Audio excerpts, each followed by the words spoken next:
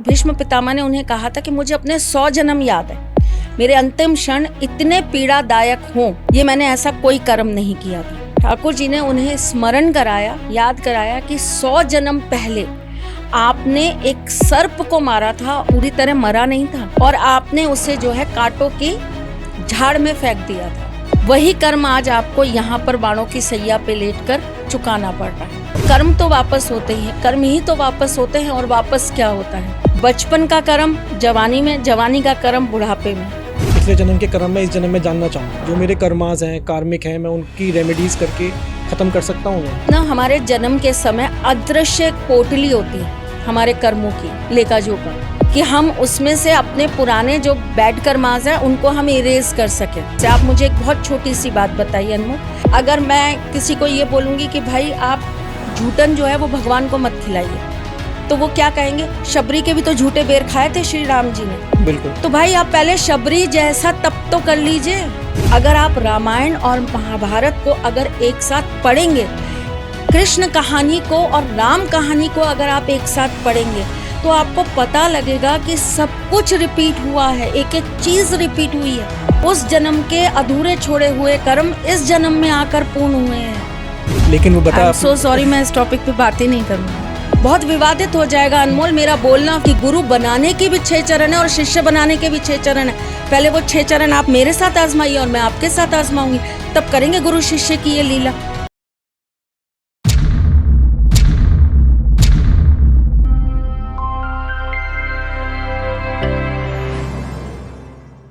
कार्मिक कर्मा, जी हाँ, ये हमारी लाइफ को कैसे इम्पैक्ट डालते हैं और जो आज हमारे साथ हो रहा है ज़िंदगी में, क्या इसमें कर्मा का बहुत बड़ा रोल है? आज इसी पे बात करेंगे और इसी के लिए हमारे साथ आज मौजूद हैं त्रिशला मैम। Welcome ma'am. जय श्री कृष्णा। पॉडकास्ट बाबा में बहुत बहुत स्वागत है आपका। Thank you. कैसा लग रहा है आपको? बहुत अच्छा मैम, जैसे मैंने बताया, कार्मिक, किशन जी ने भी कहा है कि मरने के बाद हमारे कर्म हमारे साथ जाते हैं।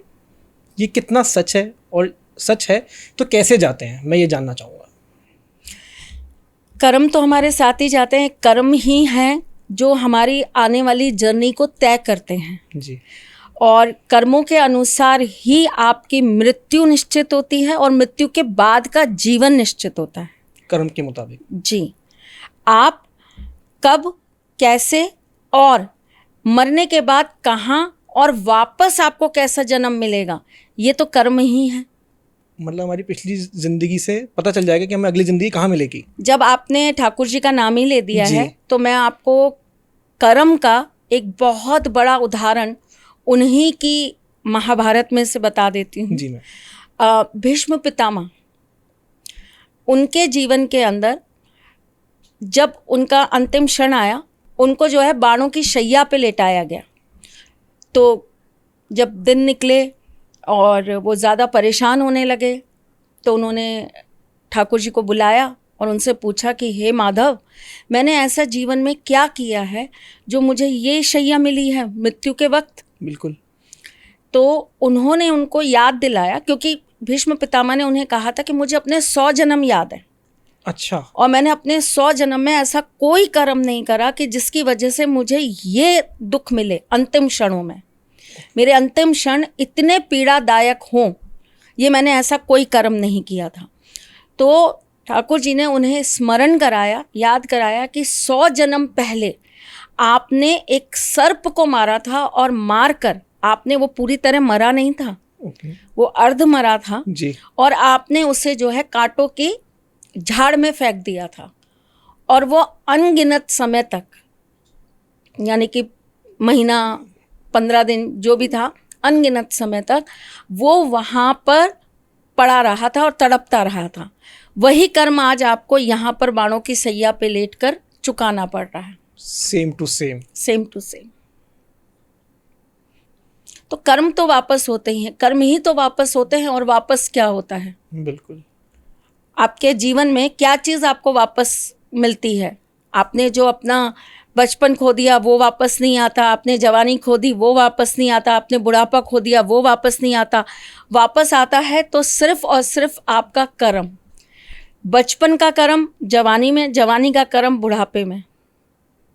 और अगर आपके पिछले कर्म ऐसे हैं कि वो आपको सेव कर रहे हैं, आपकी उस जीवन के अंदर आपको इस जन्म के कर्मों से बचा रहे हैं जी, तो आपको अगले जन्म में उनको भुगतान करना पड़ेगा, लेकिन 101% करना पड़ेगा। पिछले जन्म के कर्म मैं इस जन्म में जानना चाहूँ, जो मेरे कर्मास हैं, कार्मिक हैं, मैं उनकी रेमेडीज करके ख़त्म कर सकता हूँ उन्हें, जिससे मुझे आने वाले मेरे जन्म या जो भी मेरे साथ होगा उसमें मुझे प्रॉब्लम्स ना हो। बिल्कुल बिल्कुल हम कर सकते हैं।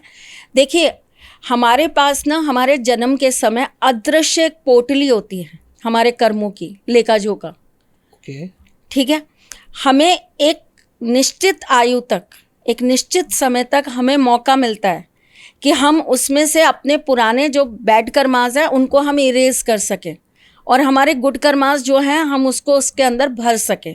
ओके, इसीलिए आप चाहे कोई भी स्कूल देख लीजिए, विश्वविद्यालय देख लीजिए, आप गुरुकुल चले जाइए, जी, आप हमारे कोई भी ग्रंथ उठाइए, आप कोई भी पुराण पढ़िए, इवन इतनी बार जो हमारे सृष्टि के अंदर, हमारे विश्व के अंदर बार बार भगवान ने अलग अलग रूप धरकर अपने अवतार लेकर प्रभु आए हैं जी, या माता रानी आई हैं, वो केवल यही दर्शाने और यही बताने आए हैं कि कर्मों से डरिए।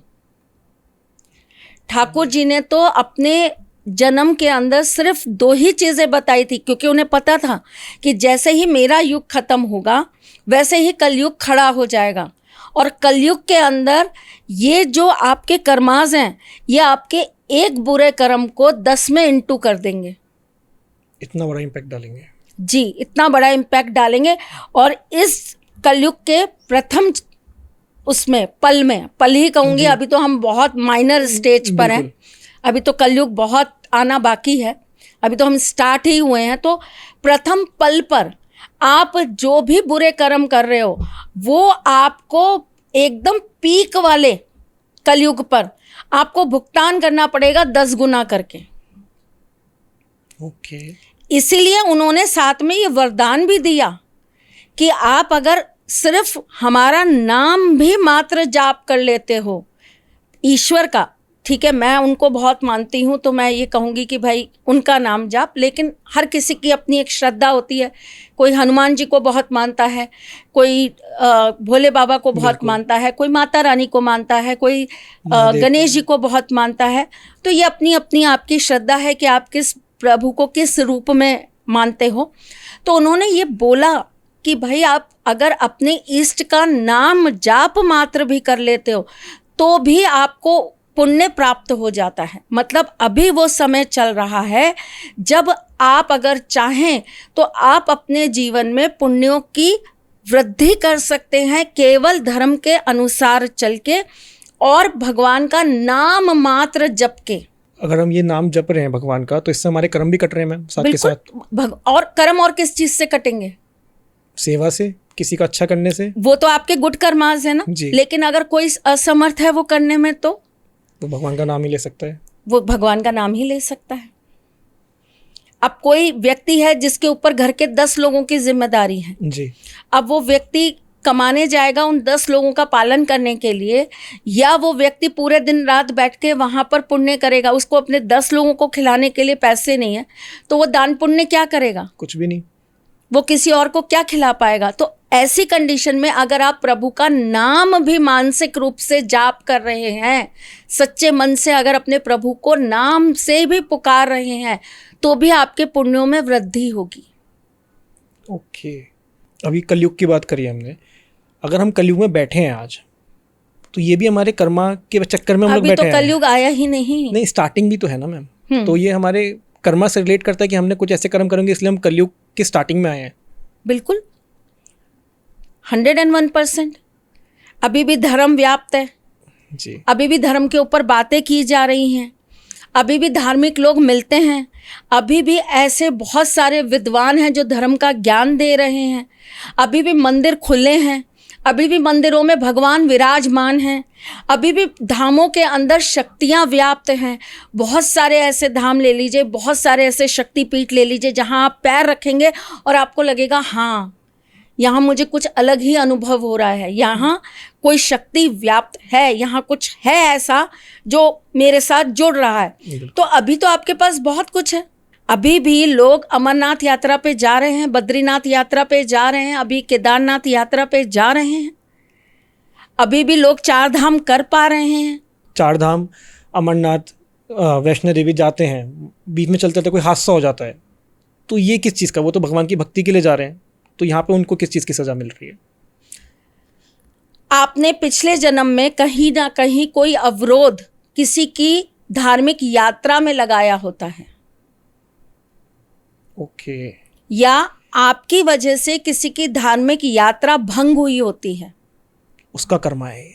उसका कर्मा है।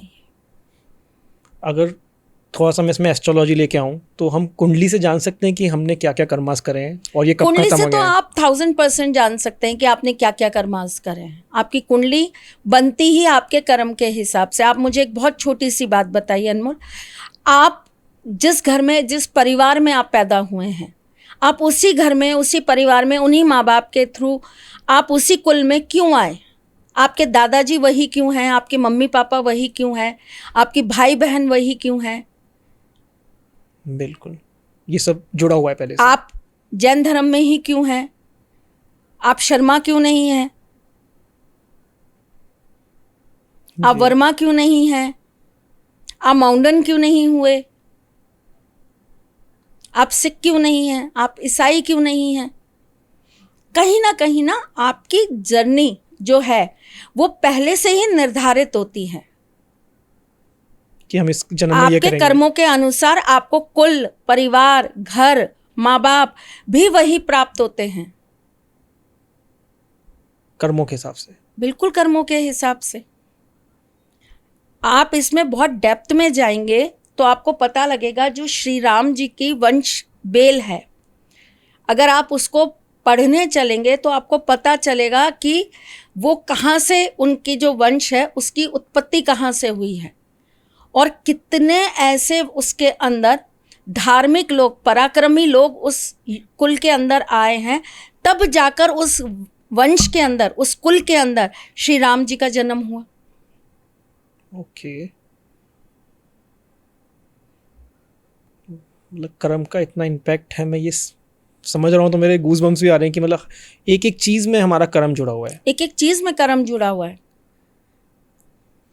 आप अंबानी जी के घर क्यों नहीं पैदा हुए? इसमें भी कर्म। है। बिल्कुल।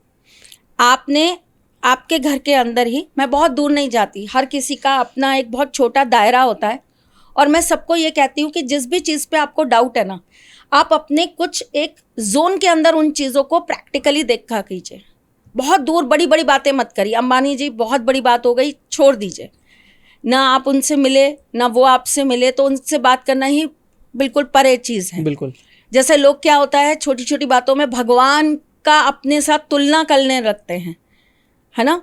अगर मैं किसी को ये बोलूँगी कि भाई आप झूठन जो है वो भगवान को मत खिलाइए, तो वो क्या कहेंगे, शबरी के भी तो झूठे बेर खाए थे श्री राम जी ने। बिल्कुल। तो भाई आप पहले शबरी जैसा तप तो कर लीजिए। करेक्ट। आप अपने जीवन को शबरी की तरह काट तो लीजिए। आपने बस नाम सुन लिया तो आप बोल रहे हैं वो चीज़। ब्रांडेड कपड़े आप पहन रहे हैं, ब्रांडेड शूज आप पहन रहे हैं, आप एक अच्छा खासा, जिसे कहते हैं लग्जरी जीवन जी रहे हैं, और उसके बाद आप ये कह रहे हैं कि मैं तो शबरी की तरह भगवान को अपना झूठा खिलाऊंगी और भगवान खाएंगे। तो आप शबरी तो बनिए पहले। बिल्कुल। आपको अगर ये कह दिया जाए कि 5000 का पर्स ना लेके आप 2500 का पर्स ले लीजिए, तो आपको बुरा लग जाता है, आप गुस्सा कर लेते हैं, आप उतने में ही आंसू बहा देते हैं, आप इतने में ही ये कह देते हैं कि मुझसे तो कोई प्यार ही नहीं करता। चीज़ की कंप्लेन 4 लोगों से हो जाती है, और फिर आप तुलना किससे कर रहे हैं? अपनी शबरी से। मोह इतना भरा हुआ है अंदर, और सोच रहे हैं कि हम उससे कंपेयर करें। त्याग, भक्ति, भाव तब आपके काम करते हैं जब आप अपना जीवन उस हिसाब से संचालित करते हैं। कोई भी चीज़ ले लीजिए, ब्राह्मण का जप तब तप बनता है जब वो अपना जीवन उसी अनुसार काटता है। ब्राह्मण दुनिया में आना भी एक बहुत बड़ा कर्म माना जाता है। बिल्कुल, ऐसा कहते हैं कि बहुत अच्छे पुण्यों के बाद आपको ब्राह्मण कुल में आने को मिलता है। लेकिन जैसे आजकल हम कलयुग में हैं तो बहुत से लोग अपने आप को ब्राह्मण कह देते हैं कि होते नहीं हैं। मैं किसी को वो नहीं कर रहा हूँ, लेकिन एक नॉर्मल क्वेश्चन है मेरी तरफ से कि कह देते हैं कि हम ब्राह्मण हैं, जन्म और से ब्राह्मण है, कर्म से नहीं कर्म है। से नहीं है, और जी। दूसरे की पूजा वगैरह के लिए हम आपकी पूजा करा देंगे, या हम ऐसा आके घर पे खाना खाने आ रहे हैं। एक तरफ तो झूठ बोल रहे हैं, उनके कर्मास तो बंद ही रहे हैं, लेकिन जिसके यहाँ वो जा रहे हैं झूठ बोल के, उनके कर्मास ही बनते हैं। नहीं, वो तो देखिए उनको तो पता ही नहीं है ना, वो तो भरोसा कर रहे हैं, वो तो आपके अंदर ही नारायण देख रहे हैं, उनको तो ये पता। पहली बात तो देखिए मैं आपको एक चीज़ बता जी दूं, मैम। थोड़ा सा किसी भी चीज़ पे भरोसा करने से पहले उसे आजमा लीजिए। आप ये देख लीजिए कि वो गुणी है या उस काबिल है कि हम उन्हें उस जगह पर बैठा सकें। बिल्कुल। ठीक है, हर किसी को आप मतलब वो सिर्फ अपने नाम के आगे अगर ब्राह्मण का कोई भी सरनेम लगाता है, शर्मा लगा दिया, आदित्य लगा दिया, चतुर्वेदी लगा दिया, तिवारी लगा दिया, कोई भी अगर उन्होंने अपना सरनेम लगा दिया, तो आप उनको पहले देखिए तो सही कि वो क्या उस हिसाब से या उस अनुपात में अपना जीवन भी अर्पित कर रहे हैं उसी चीज़ को या नहीं कर रहे हैं। पहली बात, ठीक। हमारे यहाँ जब हम बात करते हैं पूजा पाठ की, जब हम बात करते हैं किसी भी बच्चे के जीवन को सुधारने की, जी। जब मंत्र उच्चारण की बात करते हैं, तो मैं हमेशा ऐसा कहती हूँ, आपने मेरे ब्रदर से मिला है, कान्हा भैया से, बिल्कुल। तो मैं ऐसा बोलती हूँ कि भाई आप इस चीज़ के लिए इनसे संपर्क करिए। हाँ, ये गारंटी मैं देती हूँ कि उससे अच्छा ब्राह्मण आपको नहीं मिलेगा, ये मेरी गारंटी है। इसलिए नहीं कि वो मेरा भाई है, ईश्वर के दर पे बैठी हूँ और ईश्वर के सामने बैठी हूँ, लेकिन वो मेरा भाई भी है और वो मेरे साथ 24 घंटे रहता है, तो मुझे उसका अनुशासन पता है। बिल्कुल। मुझे ये पता है कि वो सुबह पूजा से पहले मुंह में जल भी नहीं डालेगा, चाहे दुनिया विनाश हो रही है हो जाए, चाहे कुछ भी बिगड़ रहा है बिगड़ जाए, लेकिन जब तक मेरा पाठ पूरा नहीं होगा मैं मुंह के अंदर जल भी नहीं लूँगा। वो इतना कट्टर है। उसको संध्या करनी है तो करनी है, फिर वो संध्या के वक्त कहीं भी हो उसको संध्या करनी ही है। उसमें कोई डिनाई नहीं कि आज फिर करना ही है। देखिए वैसे तो हर बहन को अपने भाई पर बहुत प्राउड होता है, लेकिन मैं आपको सच बोलूं, वो मेरा अभिमान है, वो मेरा गुरूर है। केवल इसलिए नहीं कि वो मेरा भाई है, मैं जब उसके अंदर उस ब्राह्मण को देखती हूँ ना, तो मुझे अपने आप पर ये फील होता है कि भगवान आपने मुझे एक ऐसा व्यक्ति मेरे जीवन में दिया है जो मुझे भी इंस्पायर्ड करता है कि सच में ब्राह्मण हो तो ऐसा हो, वरना तो कोई मतलब नहीं है आपका ब्राह्मण कहलाने का। बिल्कुल। इसी प्रकार से जो व्यक्ति उनको परख नहीं रहा, अब मैं आपको क्या बहुत छोटी सी बात बोलूं, बहुत सारे ऐसे ब्राह्मण हैं जो नॉनवेज खा लेते हैं। ब्राह्मण नॉनवेज खा लेते हैं? हाँ, अंडा खा लेते हैं, दारू पी लेते हैं, और फिर उनको कहीं पूजा पाठ करने बैठना है तो जनेऊ बदलेंगे और बैठ जाएंगे, उतर गए सारे पाप। मतलब ये चीज़ मुझे हिला रही है अंदर से। बिल्कुल, इस चीज़ में आप बहुत अच्छे से इस बात को समझ पाएंगे, क्योंकि मैं ब्राह्मणों के बाद अगर किसी की बहुत रिस्पेक्ट करती हूँ ना, तो वो जैन धर्म की है, क्योंकि वहाँ बहुत सख्तता के साथ हर बात का अनुशासन रखकर पालन किया जाता है। बिल्कुल। और एक एक चीज़ का वहाँ पर प्रमाण है कि ये कार्य हो रहा है तो इससे क्या लॉजिक है और इसका ये प्रमाण है। तो हम उन चीज़ों को जब परखते हैं, देखते हैं, जानते हैं, तो हमें समझ में आता है कि हाँ, चीज़ें कहीं ना कहीं कार्य करती हैं। एक तो जन्म ले लेना, और फिर जन्म लेकर उस कुल की मर्यादा ना रखना, ये आपके कर्मों को खराब करता है। और ये करवाते भी कर्म ही है, क्योंकि आप उसकी मर्यादा नहीं रख रहे हैं।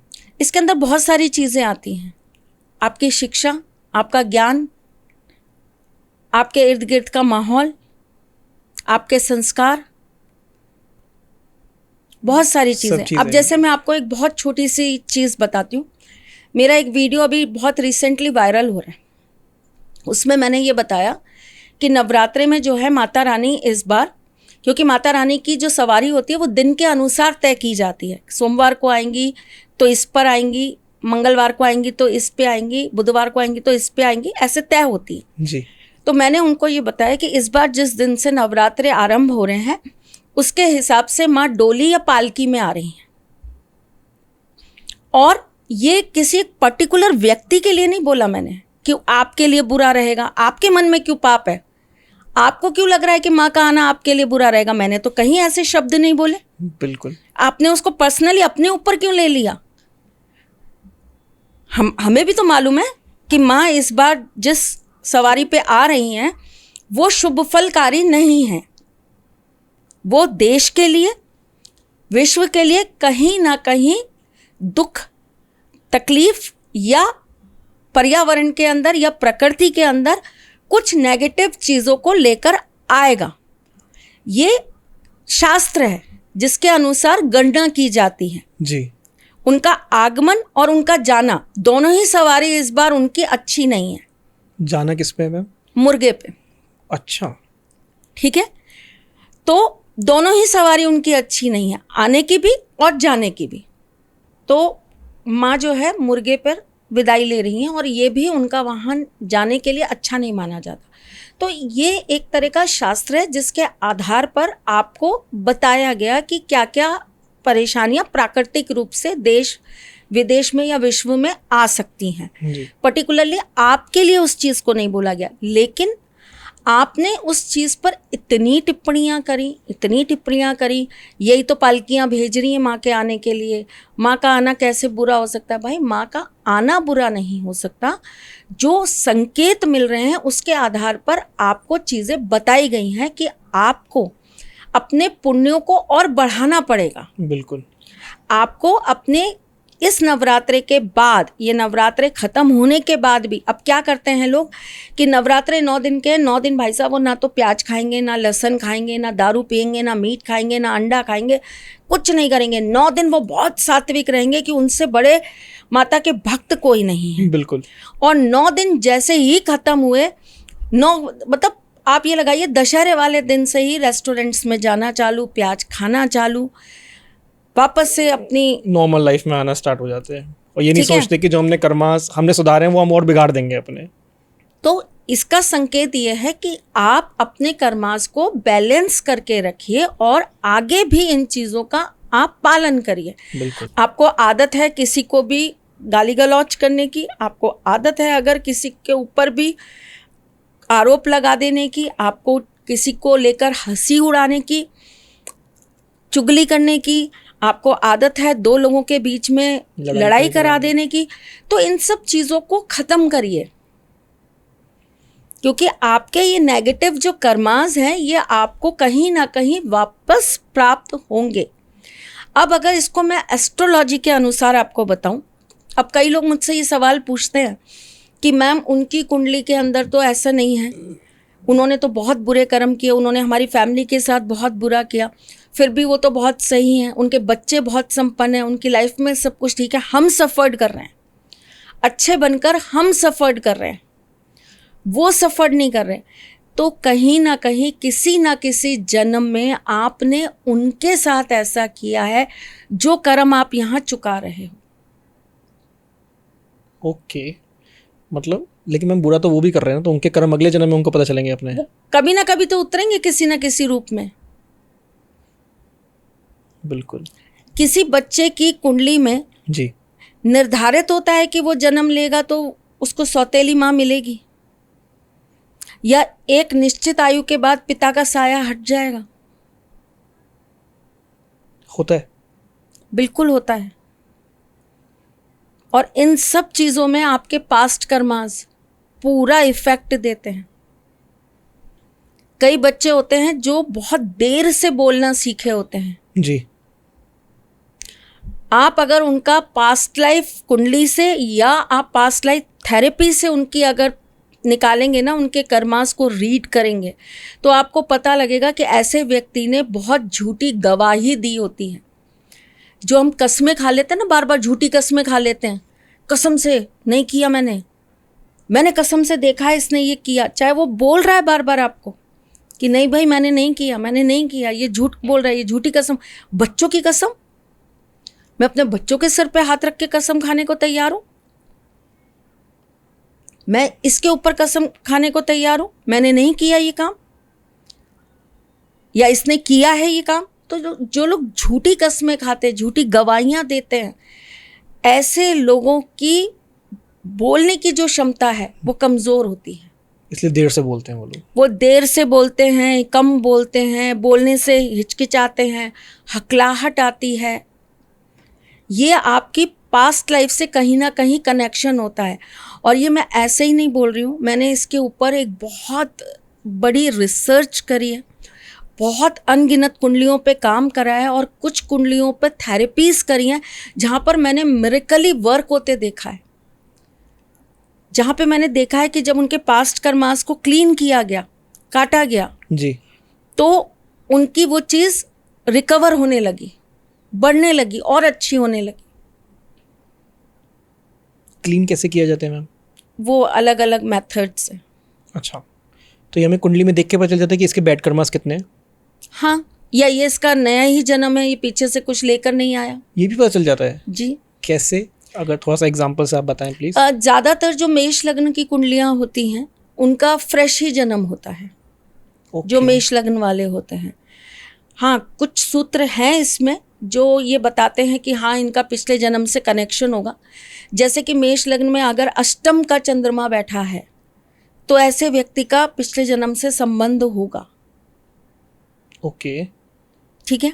अगर मेष लग्न की कुंडली है और उसके पंचम में शनि बैठा है तो ऐसे व्यक्ति का अपने ही कुल में वापस से जन्म हुआ है, मतलब जिस परिवार से गया है उसी परिवार में वापस आया है और कुछ कर्मांश लेकर आया है जो उसे चुकाने हैं। जो उसे चुकाने हैं। तो लग्न वाइज ना अलग अलग कॉम्बिनेशंस हैं ओके, जो बताते हैं। ज़रूरी नहीं है कि केवल आपका चंद्रमा ही बताएगा, हाँ मैक्सिमम चंद्रमा ही बताता है कि आपका पास्ट जन्म कैसा रहा है, लेकिन ऐसा भी नहीं है कि केवल चंद्रमा ही बताएगा। आपका शनि भी दर्शाता है कि आपका पास्ट कर्मांश कैसे थे, आपके गुरु भी दर्शाते हैं। गुरु लग्न को देख रहे हों या लग्न में ही बैठे हों और लग्नपति भी वही हों तो ऐसा व्यक्ति पिछले जन्म का कोई बहुत बड़ा साधु सन्यासी है, बहुत धार्मिक कार्य करा हुआ व्यक्ति है, इसलिए उसको ये योनि मिली है इससे, इसलिए उसको ये जन्म मिला और वो इस जन्म में भी धर्म के रास्ते पे कहीं ना कहीं चलेगा। बिल्कुल। जैसा आपने बताया कि चंद्रमा ही सबसे ज़्यादा इफेक्ट करता है, तो क्या क्या योग बन सकते हैं चंद्रमा के थ्रू? जैसे लोग व्यूज़ अपने कुंडली में भी देखें तो हर एक के 12 राशियों में से अलग अलग चंद्रमा अलग अलग जगह हो सकता है, तो कौन से भाव में नहीं होना चाहिए? नहीं नहीं नहीं नहीं नहीं नहीं, ऐसे नहीं देख सकते हम। हमें पहले लग्न देखना पड़ेगा। अच्छा, कि कौन से लग्न में चंद्रमा कौन सी राशि का है। ओके, हर लग्न में चंद्रमा की राशि का महत्व अलग हो जाएगा ना।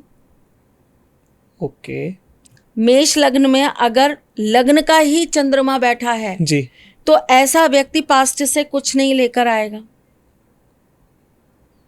क्लियर आएगा। पहले जन्म से कुछ नहीं लेकर आएगा, क्लियर आएगा। लेकिन अगर उसके ऊपर शनि की दृष्टि है, शनि चंद्रमा के ऊपर अपनी दृष्टि डाल रहे हैं तो ऐसे व्यक्ति को अपने कुल के लोगों के कर्मों का भोग झेलना पड़ेगा, खास करके माता के कुल के कर्मों का। इसमें मतलब कुल के कर्म भी हमारे कर्म में ऐड हो जाते हैं। बहुत सारे ऋण होते हैं जो हमारे साथ जुड़े होते हैं, मातृ ऋण, पितृ ऋण। अच्छा, आपने एक चीज़ और देखी होगी, एक और मैं आपको फैक्टर बताती हूँ। मैं किसी को हर्ट नहीं कर रही हूँ, लेकिन आप कोई भी टिप्पणी या कोई भी नेगेटिव बात लाने से पहले ना एक बार इस चीज़ पर रिसर्च करना कि मेरी इस बात में कितना दम है। आप खुद सेटिस्फाइड होना इसको रिसर्च करके।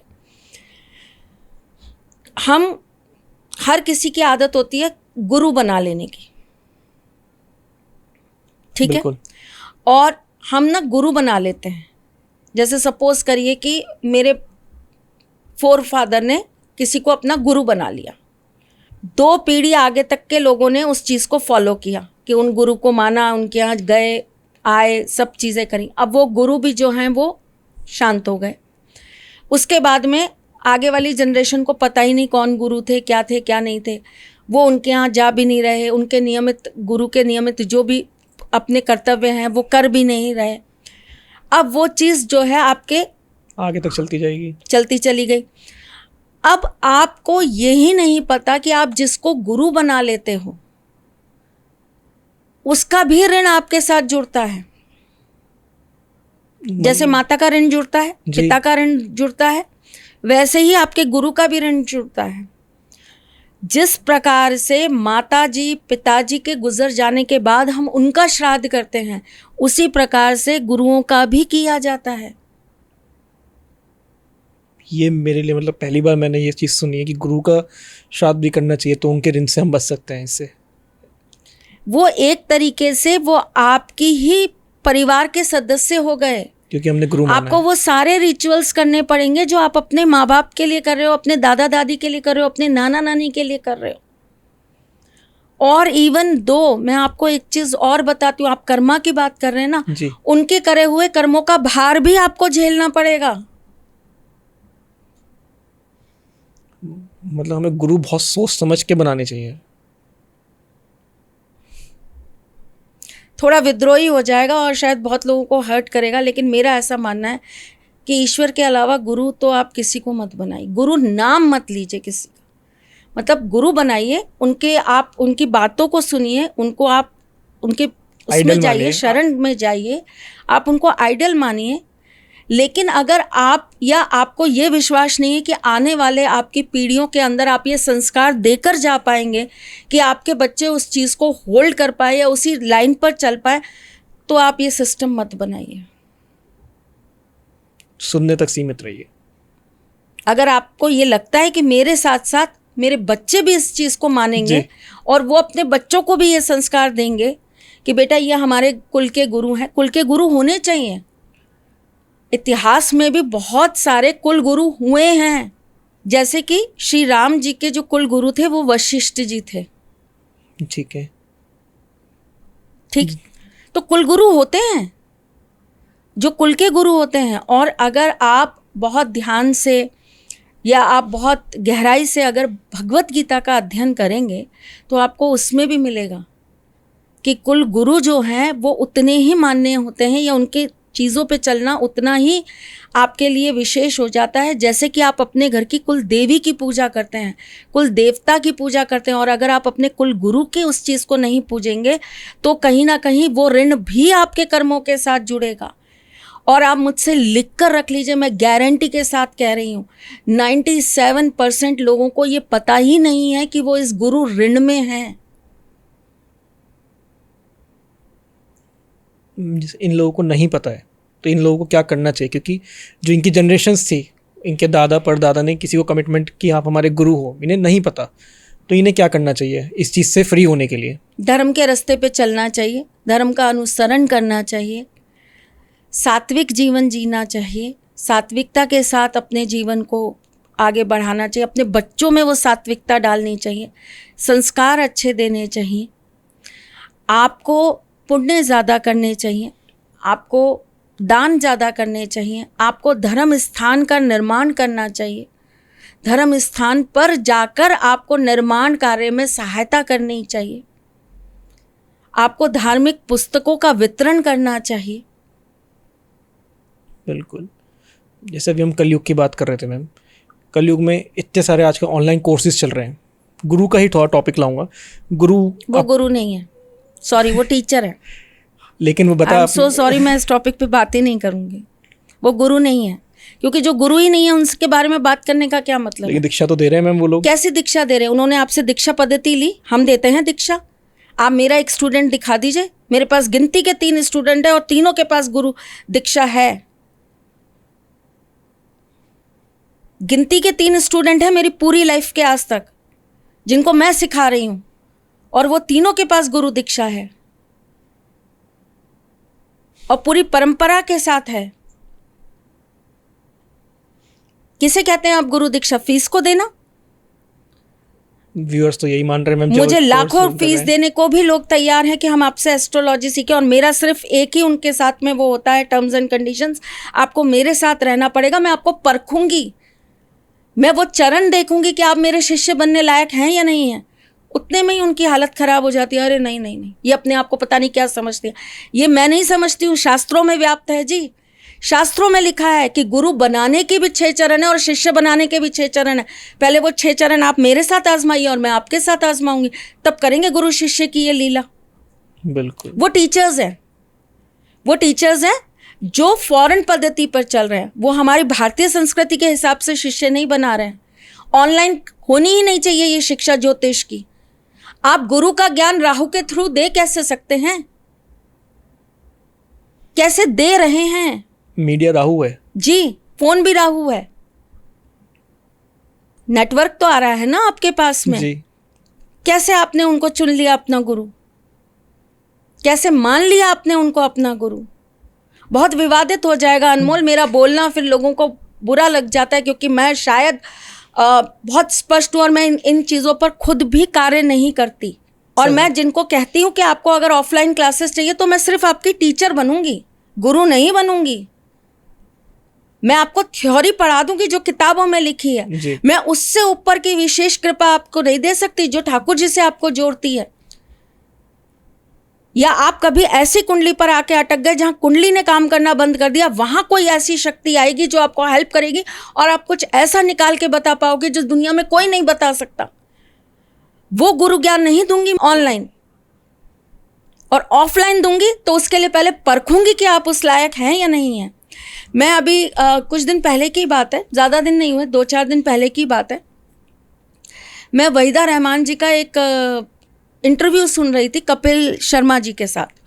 तो वहीदा रहमान जी ने बताया कि मैं भरतनाट्यम सीखना चाहती थी और वो कोई साउथ के गुरु थे जिनसे मैं सीखना चाहती थी। तो मैंने जब उनको कहलवाया अपने परिचित के थ्रू कि मैं ऐसे ऐसे उनसे सीखना चाहती हूँ, तो उन्होंने कहा कि वहीदा तो ये तो माउंडन है, तो मैं माउंडन को तो नहीं सिखाऊंगा। ये क्या लॉजिक है भाई? अपने अपने गुरु अपने अपने उसके होते हैं, नहीं सिखाते नहीं सिखाते, अलग बात है। उनके अपनी नियम कायदे हैं कि भाई नहीं, वो नहीं समझ पाएंगी। मैं कोई भी अगर मैं शास्त्रीय संगीत के अंदर सपोज करिए मैंने महिषासुर मर्दनी ही गाना चालू किया, वो उस भाव को ही नहीं समझ पाएंगी क्योंकि वो मेरे धर्म से नहीं है। बिल्कुल। तो उन्होंने कहा कि मैं नहीं सिखाऊंगा। उनका अपना नियम होगा, गुरु को आप बांध नहीं सकते। जबरदस्ती अगर कोई आपको, आप केवल किन किन चीज़ों को नहीं बांध सकते? प्रकृति को नहीं बांध सकते, मृत्यु को नहीं बांध सकते, देव को नहीं बांध सकते, आशीर्वाद को नहीं बांध सकते। इसी प्रकार आप गुरु को नहीं बांध सकते। गुरु की इच्छा होगी तो वो आपको पढ़ाएंगे, नहीं होगी तो नहीं पढ़ाएंगे। आप शिक्षा जबरदस्ती ग्रहण नहीं कर सकते, उसके लिए गुरु की स्वीकृति चाहिए। गुरु आपके पक्ष में होने चाहिए, तभी वो आपको सिखाएंगे, वरना नहीं सिखा पाएंगे। ठीक है? तो उन्होंने कहा मैं नहीं सिखाऊंगा, ये माउंडन है, मैं इनको नहीं सिखा पाऊंगा। उन्होंने रिजेक्ट कर दिया, वो नहीं मानी। उनकी भी जिद थी मुझे इन्हीं से सीखना है। उन्होंने फिर अपने जो परिचित थे थोड़े दिनों बाद उनको बोला कि आप जाइए और उनसे जाकर आप रिक्वेस्ट करिए कि मुझे उनसे ही सीखना है। जब 2-4 बार ऐसा हुआ तो उन्होंने कहा अच्छा एक काम करो, उनकी जन्म पत्री लेकर आओ, मैं उनकी जन्म पत्री देखूंगा, फिर बताऊंगा कि मैं उनको सिखाऊंगा कि नहीं सिखाऊंगा। वो गए तो उन्होंने कहा मैं तो माउंडन हूँ, हमारे यहाँ तो जन्म पत्री होती नहीं। तो उन्होंने आके वही बात उनको बोली। उन्होंने कहा अच्छा एक काम करो, आप एक चीज़ कर लो, आप जाओ और उनको ये बोलो कि वो अपनी डेट ऑफ बर्थ वगैरह दे दे, मैं ही बना लूँगा उनकी जन्म पत्री। तो वो सारी चीज़ें लेकर आए और उन्होंने बनाई और उन्होंने इतनी बड़ी भविष्यवाणी करी कि ये क्या, मतलब पहले उन्होंने जब बनाया तो वो आश्चर्यचकित हो गए कि ये क्या, ये मेरी सबसे प्रिय स्टूडेंट बनेगी और ये मेरी आखिरी स्टूडेंट बनेगी जिसको मैं सिखाऊंगा, यानी विद्या दे के जाऊँगा। हाँ। उन्होंने कहा नहीं नहीं, ये कुछ गड़बड़ हुई है, ये काल सही नहीं होगा या ये समय सही नहीं होगा। जब मैंने ये जन्म पत्री बनाई मैं इसको दोबारा से देखूंगा। उन्होंने 3-4 दिन बाद दोबारा देखा तो सेम वही चीज़ निकल के आई। तो उन्होंने उनको कहा कि आप आइए, मैं आपको सिखाऊंगा। और उन्होंने सीखा और उनकी सबसे प्रिय स्टूडेंट बनी वो, है ना।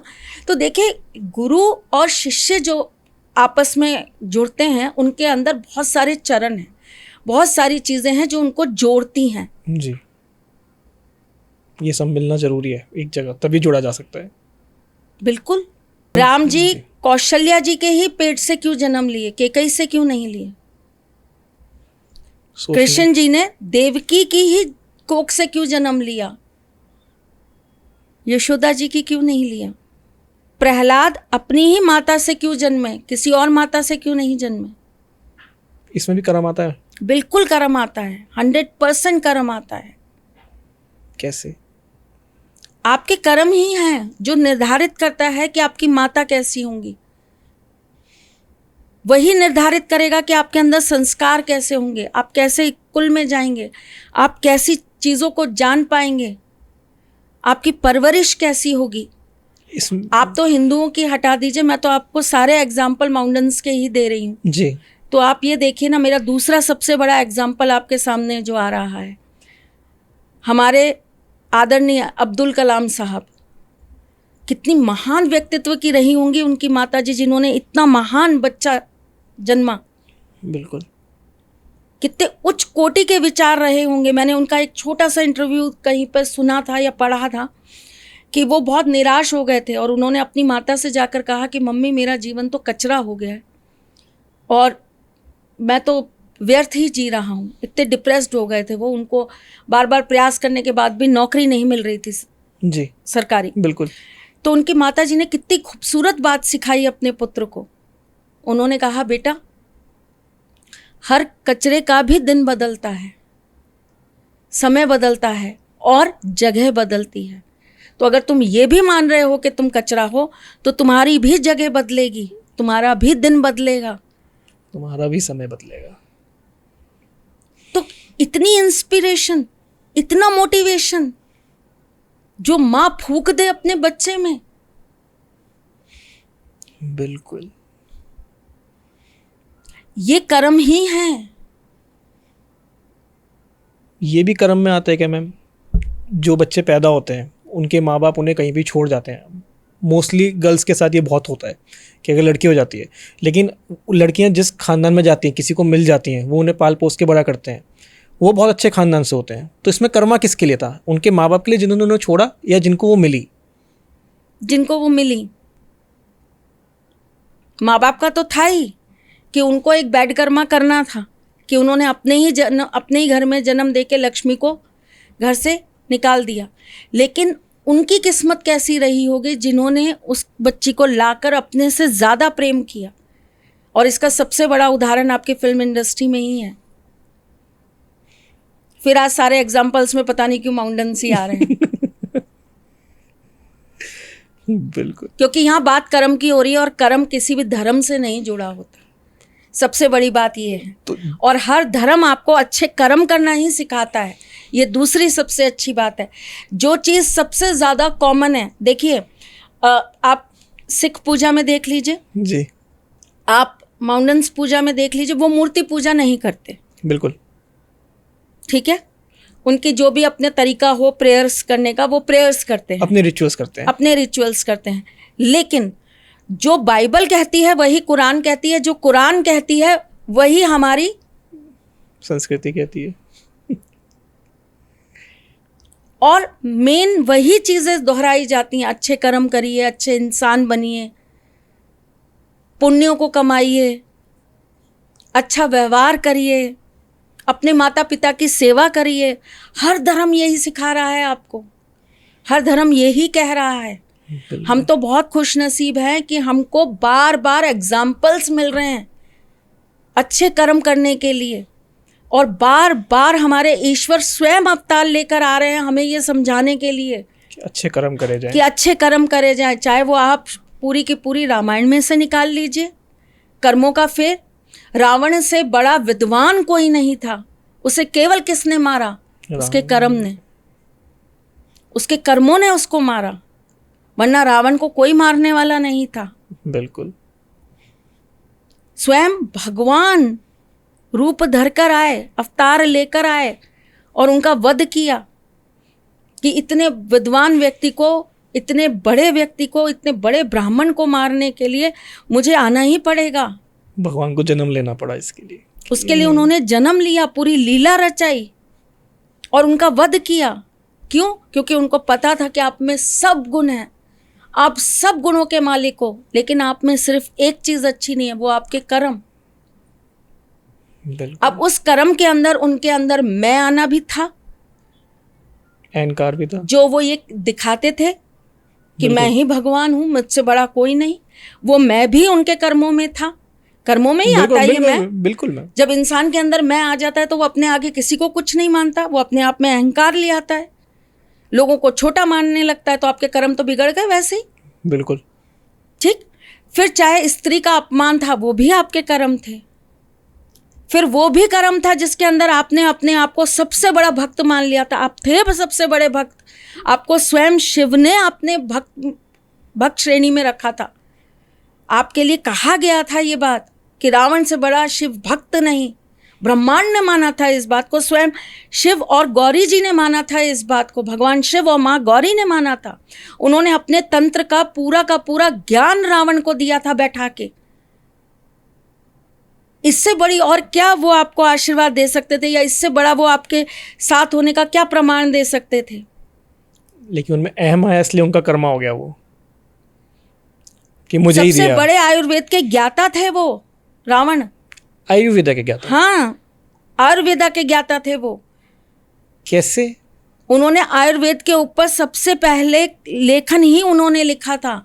उनकी ही किताब के अंदर आयुर्वेद के ऊपर चीजें निकली थी। योग के ऊपर उन्होंने समझाया था रावण ने। जी, उनसे बड़ा कोई ज्ञाता नहीं हुआ सृष्टि में। वो इतने विद्वान पंडित थे, विद्वान ब्राह्मण थे, विद्वानों की श्रेणी में आते थे। उनके कर्मा नहीं उन्हें। जब श्री राम जी को जरूरत पड़ी अपने पूजन के लिए, उनको एक शिवलिंग का पूजन करना था और उनको जरूरत पड़ी एक ब्राह्मण की, तो उन्होंने कहा कि कोई ब्राह्मण चाहिए जो मेरा अभिषेक करा दे और शिव पूजन में मेरा सहायता कर दे। तो ढूंढा गया कि कोई ब्राह्मण मिल जाए, कोई ब्राह्मण मिल जाए। तो श्री राम जी ने कहा कि मुझे सृष्टि का सर्वश्रेष्ठ ब्राह्मण चाहिए जो मेरा ये पूजन करवा दे। तो ऐसा कहते हैं कि उस वक्त उन्हें बोला गया कि सृष्टि का सबसे सर्वश्रेष्ठ ब्राह्मण एक ही है जो पूरी विधिवत आपका पूजन करवा दे और जो इस नियम को मानता हो, मतलब ब्राह्मण होने के जितने नियम हैं उनका पालन करता हो। जिसके अंदर मैं आपको एक बात बताती हूँ, शायद आपको एक और, ये वाली कहानी पूरी करूंगी लेकिन इससे पहले दूसरी कहानी बताती हूँ। आपने शायद अनमोल एक कहानी सुनी होगी कि भगवान शिव से रावण जो है वो जिद करके उनको एक शिवलिंग के रूप में अपनी लंका में स्थापित करने के लिए ले आए जी। और भगवान शिव ने उनके सामने एक शर्त रख दी कि ठीक है, मैं चलूंगा तुम्हारे साथ, लेकिन मेरी एक शर्त है कि अगर तुमने मुझे कहीं रख दिया तो मैं वहीं स्थापित हो जाऊंगा। ओके। उन्होंने कहा ठीक है प्रभु। वो ले आए उनको अपने साथ में और उन्होंने देखा कि अरे मेरा तो संध्या वंदन का टाइम हो गया, ये तो मेरा संध्या वंदन का समय है। तो उन्होंने एक तट पे वहां पर देखा कि कोई है जो शिवलिंग को हाथ में रख ले, क्योंकि नीचे रखा तो यहीं स्थापित हो जाएगा। तो उन्होंने कहा नहीं, मुझे तो संध्या वंदन करनी है। तो वो आधे में रुके और नदी तट पे उन्होंने अपना विश्राम किया, मतलब रुक गए वहां पर। और उन्होंने देखा कि कोई है जो आए और शिवलिंग को पकड़ ले जब तक कि मैं पूजा कर लूं, अपना संध्या वंदन कर लूं। अब आप ये सोचिए अगर कोई और होता तो वो क्या सोचता, आज की संध्या वंदन नहीं हुई, कल कोई बात नहीं, अब मैं कल की संध्या वंदन में एक्स्ट्रा कर लूंगा। पर इसे कहते हैं नियम, ब्राह्मण का नियम, कि नहीं, संध्या वंदन तो करनी है। चाहे जो कार्य हो रहा है उसको थोड़ी देर के लिए हम अवरोध दे सकते हैं, हम उसको रोक सकते हैं, हम उसको थोड़ी देर के लिए सीमित कर सकते हैं, लेकिन जो नियम है वो नियम है, नियम नहीं टूटेगा। बिल्कुल, इसे कहते हैं ब्राह्मण। अब वो तो उनको एक मिले, कई लोग कहते हैं गणेश जी, कई लोग कहते हैं नारद जी, जो भी वो रूप धारण करके आए, उन्होंने उनको पकड़ाया और कहा कि मैं संध्या वंदन करके आ रहा हूँ, आप तब तक पकड़े रहिए। लेकिन वो आए इसीलिए थे क्योंकि उनको रावण के साथ उनको लंका पहुंचाना ही नहीं था शिवलिंग। तो उन्होंने वहीं पे शिवलिंग रख दिया तो भोलेनाथ बोले अब तो मैं यहीं स्थापित हो गया। तो वो वहीं स्थापित हो गए। तो आप ब्राह्मण देखिए, और वो इतने अच्छे ब्राह्मण क्यों थे, इतने बढ़िया ब्राह्मण क्यों थे वो। आपने कान्हा भैया के साथ पॉडकास्ट किया है, उन्होंने आपको उनके कुल के बारे में बताया है।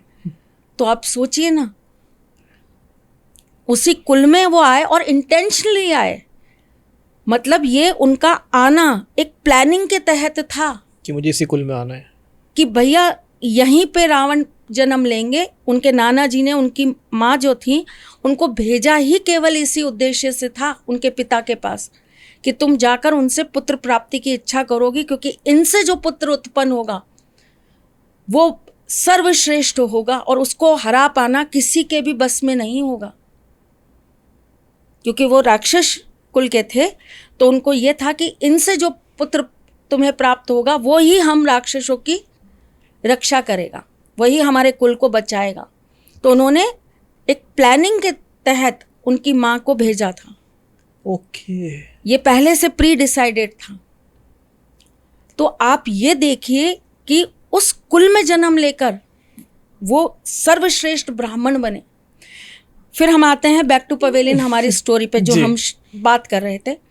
तो यहाँ पर क्या हुआ अनमोल, कि बोला गया कि सर्वश्रेष्ठ ब्राह्मण जो है वो तो सिर्फ एक ही है इस समय के, बिल्कुल, और वो रावण है। और रावण से अच्छा कोई ब्राह्मण नहीं है जो आपका शिव पूजन करा दे, क्योंकि उनसे बड़ा कोई शिव भक्त भी नहीं है, उनके जैसा पूजन कोई और करा भी नहीं पाएगा। अब आप सोचिए, स्वयं भगवान चाहें, श्री राम चाहें, तो वो तो एक आवाज लगाएंगे और भोलेनाथ उनके पास आ जाएंगे, क्योंकि उनके आराध्य भोले और भोले के आराध्य वो। बिल्कुल, वो तो दोनों एक दूसरे के हृदय में वास करते हैं, हरि हर के और हर हरि के। तो आप ये देखिए, वो एक परीक्षा थी, ये जांचने के लिए या ये परखने के लिए कि भाई यहाँ पर आप बताइए कि अब आपके अंदर अहंकार आ रहा है, अब आपके अंदर मैं आ रही है कि आप अपने दुश्मन की पूजा कराने नहीं आएंगे। लेकिन उन्होंने उस चीज को भी तोड़ा अपने धर्म के आगे, अपने आचरण के आगे, अपने ब्राह्मण होने के कर्तव्य के आगे उन्होंने अपनी दुश्मनी को भी साइड में रखा और उन्होंने इस अनुग्रह को स्वीकार किया कि मैं जाऊंगा और मैं उनका पूजन कराऊंगा। और उन्होंने पूजन कराया, उन्होंने श्री राम जी का पूजन कराया। ये होते हैं ब्राह्मण, असली ब्राह्मण। ये होता है असली ब्राह्मण। थोड़ा मैं पीछे आऊँगा, हम ब्राह्मणों की बात कर रहे थे कि हमें ब्राह्मण को ऐसे जांचना चाहिए कि वो सही हैं, उनके क्या क्या नियम है, वो क्या क्या फॉलो कर रहे हैं। मैं कह रहा हूँ एक ब्राह्मण है, हर चीज़ वो ब्राह्मण के हिसाब से कर रहा है। रावण जितना जैसे थे वैसे वो हैं, उनको कहीं से न्योता आता है कि हमारे यहाँ के खाना खाइए। सब लोग बुलाते हैं कि ब्राह्मण हमारे घर से खाना खाए, हमारा कल्याण हो जाए।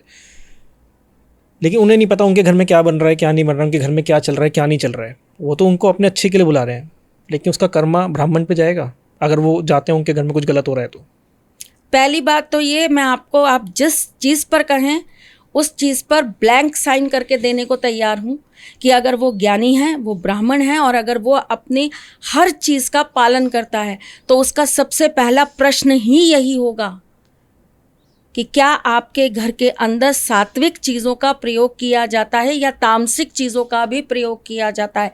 आपके घर के अंदर नॉनवेज बनता है, आपके घर के अंदर शराब पी जाती है, आपके घर के अंदर गलत संस्कार हैं, तो वो ब्राह्मण मर के भी नहीं जाएगा।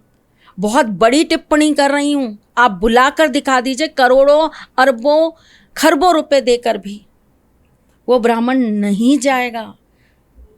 हाँ, वो आपको उस चीज़ की दूसरी विधि बता देगा। ओके, वो आपके लिए रास्ता निकाल देगा कि ठीक है, मैं आपके यहाँ आकर नहीं खा पी पाऊंगा, क्योंकि आप बनाएंगे तो उसी में। बिल्कुल, किचन तो सेम ही है ना, आप बनाएंगे तो वहीं, और अभी आप मुझे खिलाएंगे, फिर आप बाद में खुद भी वही कार्य करेंगे। आज नहीं करेंगे, कल करेंगे, कल नहीं करेंगे, 2 दिन बाद करेंगे, जैसे मैंने आपको बताया नवरात्रे। तो उनके फिर उस श्रेणी में ब्राह्मण भी बहुत अलग अलग तरह के हुए हैं। इसीलिए हमारा जो शास्त्र है ना, वो बहुत बड़ा है, बहुत वृहद है। तो इसमें अलग अलग मार्ग बन गए। इसमें बहुत सारे ऐसे ब्राह्मण भी हैं जो उस मार्ग को मानते हैं, फिर उन्हें कोई फर्क नहीं पड़ता कि आपके यहाँ क्या तामसिक बन रहा है, आप क्या तामसिक ले रहे हो, नहीं ले रहे हो, फिर वो आपके यहाँ वो चीज़ ग्रहण कर लेते हैं। लेकिन फिर बोलूँगी जी, लेकिन सात्विक ब्राह्मण की बात करेंगे, वो नहीं आएगा। और ये खुला चैलेंज है मेरा आपको। लेकिन अगर सात्विक ब्राह्मण मना कर रहा है और अगर आपने झूठ बोल के बुलाया जी और आपने उनको खिलाया, तो आप पुण्य नहीं पाओगे, आप पाप को पालोगे। बहुत बड़ा पाप, बहुत बड़ा पाप, ब्राह्मण हत्या का पाप, जिसे उतारने के लिए स्वयं श्री राम जी ने भी पश्चाताप किया था।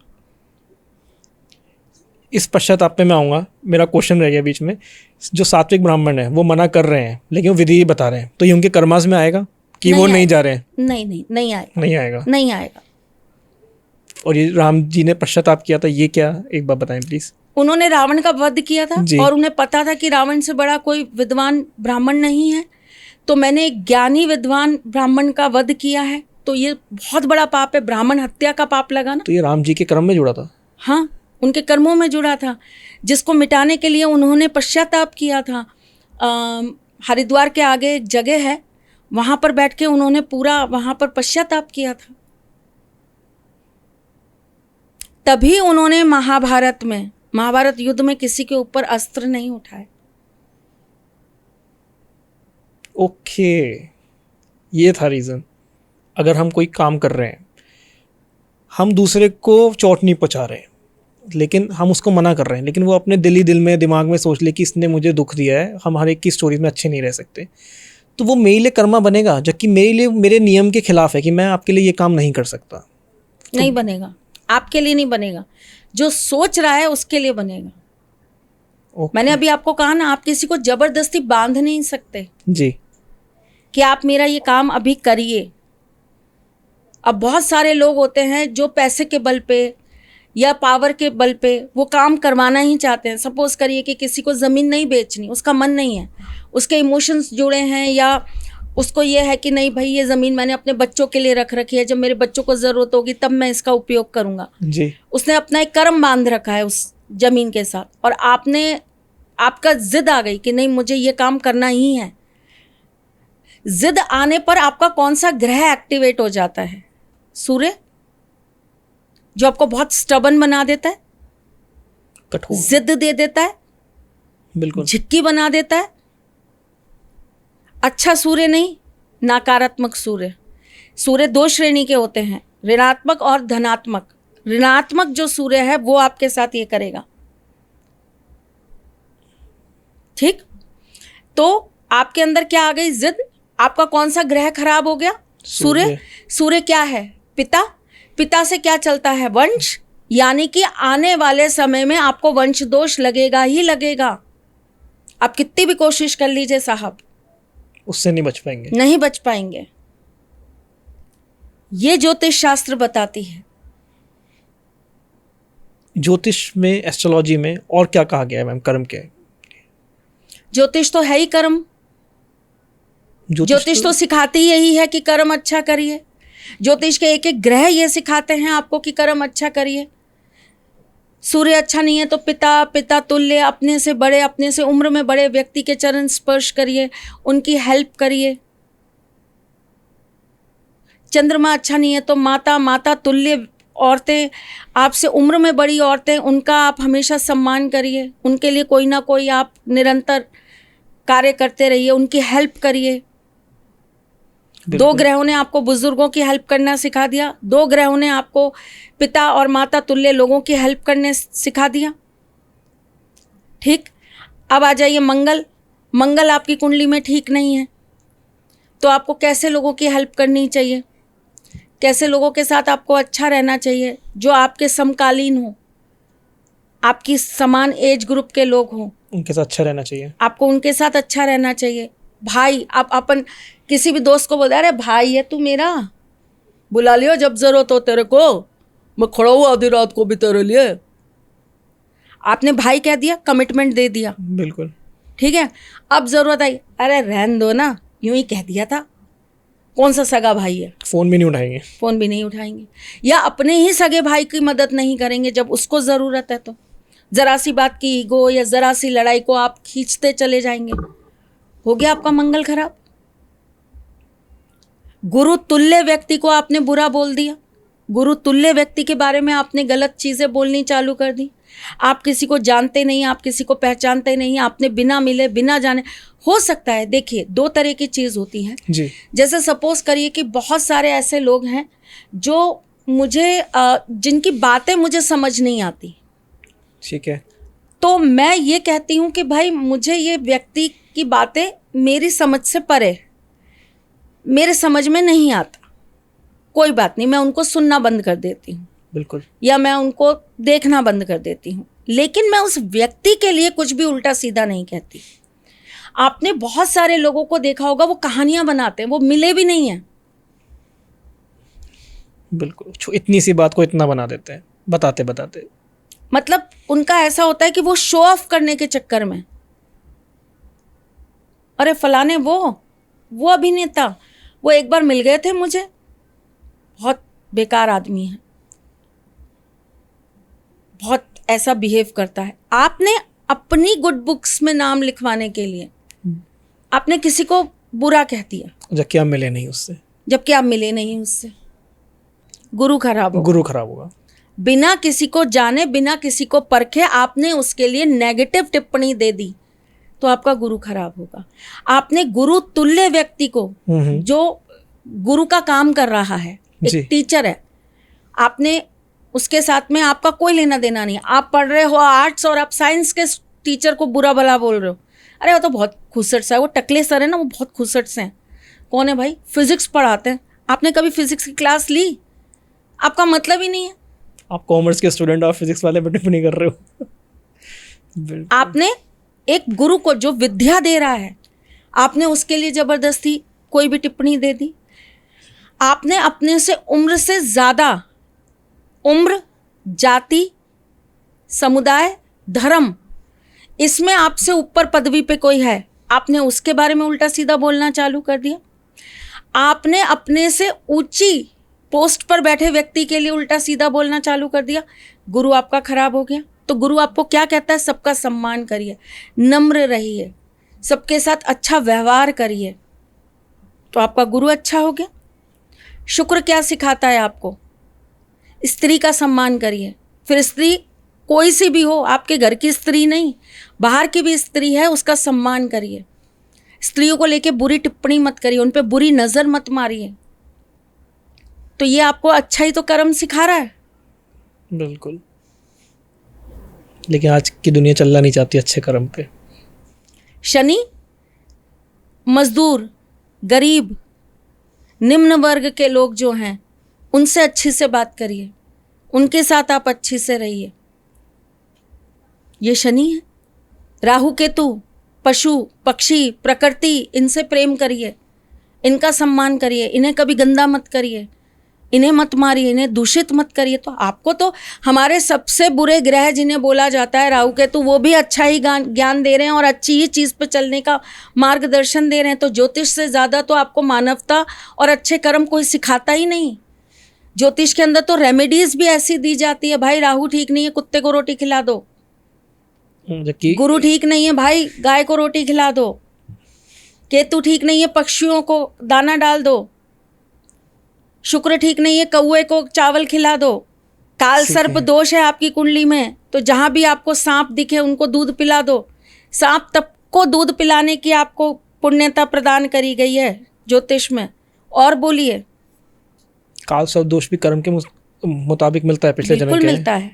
इसको हटाने का तरीका जो आपने बताया, बहुत सारे उपाय हैं, उसमें से एक माइनर सा उपाय मैंने आपको बताया। एक दो उपाय और मैं जानना चाहूँगा इसके बारे में। काल सर्प के? जी।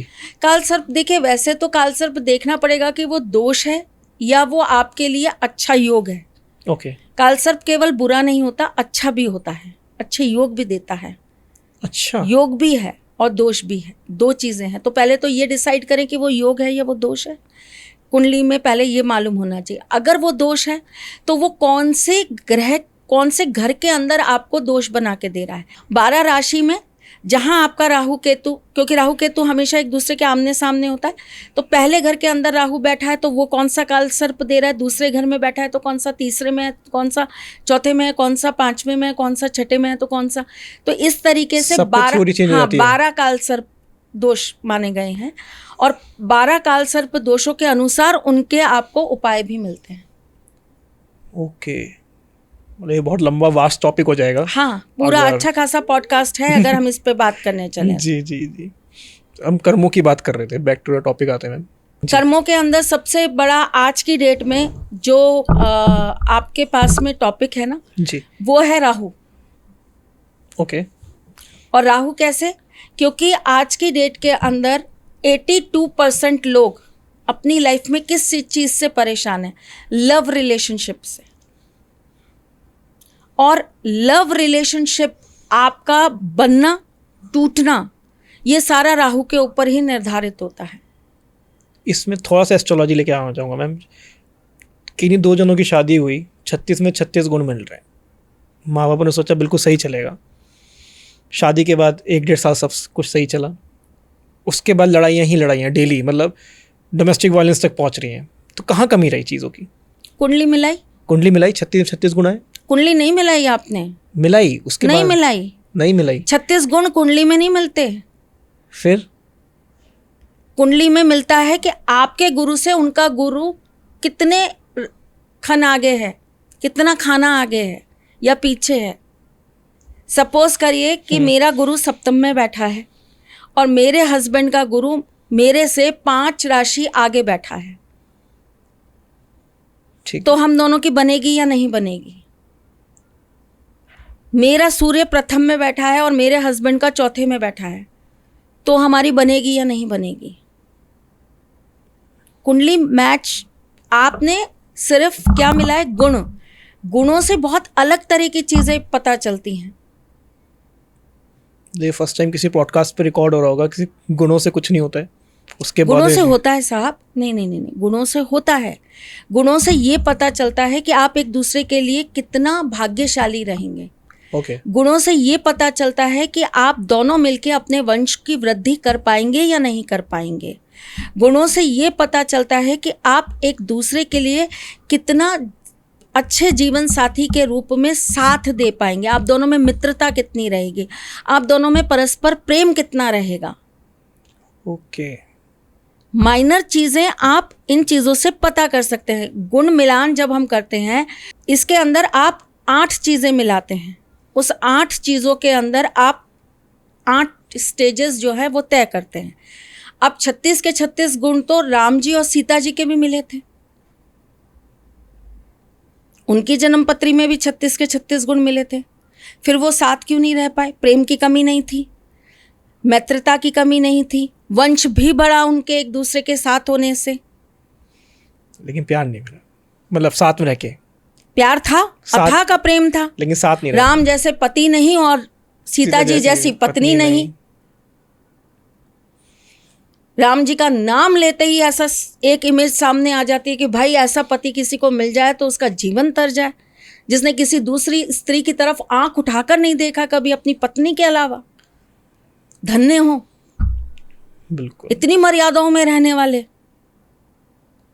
लेकिन दोनों साथ बिल्कुल नहीं रह पाए एक दूसरे के। अथाह का प्रेम होते हुए भी साथ नहीं रह पाए। वो क्या था? कर्म। कुंडली के अंदर मिलन बाधा दोष, जिस वजह से पति पत्नी थे लेकिन एक दूसरे के साथ रह नहीं पा रहे थे। तो इसमें कर्म नहीं आएगा मैम? कर्मा आएगा, बिल्कुल आएगा। कर्मों के हिसाब से तो निर्धारित है ना चीजें। इसके पीछे भी एक कहानी है। फिर बहुत लंबा पॉडकास्ट हो जाएगा, मैं कहानियां सुनाने लगूंगी। तो कर्मा तो है ही है, लेकिन उसके अनुसार आपकी कुंडली निर्धारित है।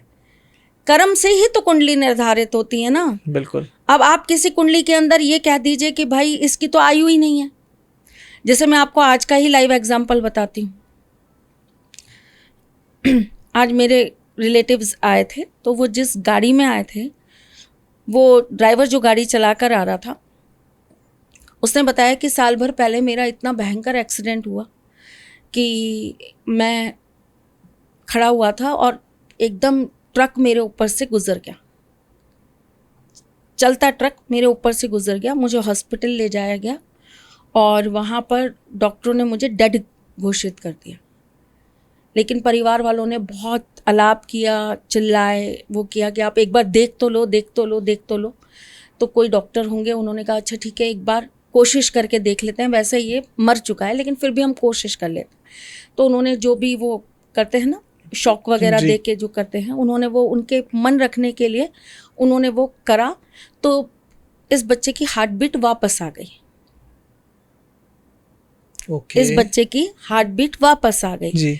लेकिन जब ये बात उनके घर तक पहुंची, उनके घर तक, परिवार तक पहुंची कि भाई बच्चे का एक्सीडेंट हो गया और वो तो मर गया है और उसको वापस ला रहे हैं। होता नहीं है बिल्कुल। कि भाई वहाँ पे अब कुछ लोग खड़े हैं और कुछ लोगों ने कहा कि भाई घर पे तो इन्फॉर्म कर दो, जवान बच्चा है और इतनी बुरी कंडीशन में है तो बहुत ज़्यादा देर नहीं रखेंगे, जल्दी ही सारे क्रियाक्रम कर देंगे, तो तुम घर वालों को बता दो कि ऐसी ऐसी चीज़ हो गई। तो एक व्यक्ति ने जाके उनके घर पर इन्फॉर्म करा कि ऐसी ऐसी बात हो गई है और बच्चा चला गया। और आप ये देखिए, उधर उनकी दादी एक्सपायर हो गई और इधर इसकी हार्ट बीट आ गई।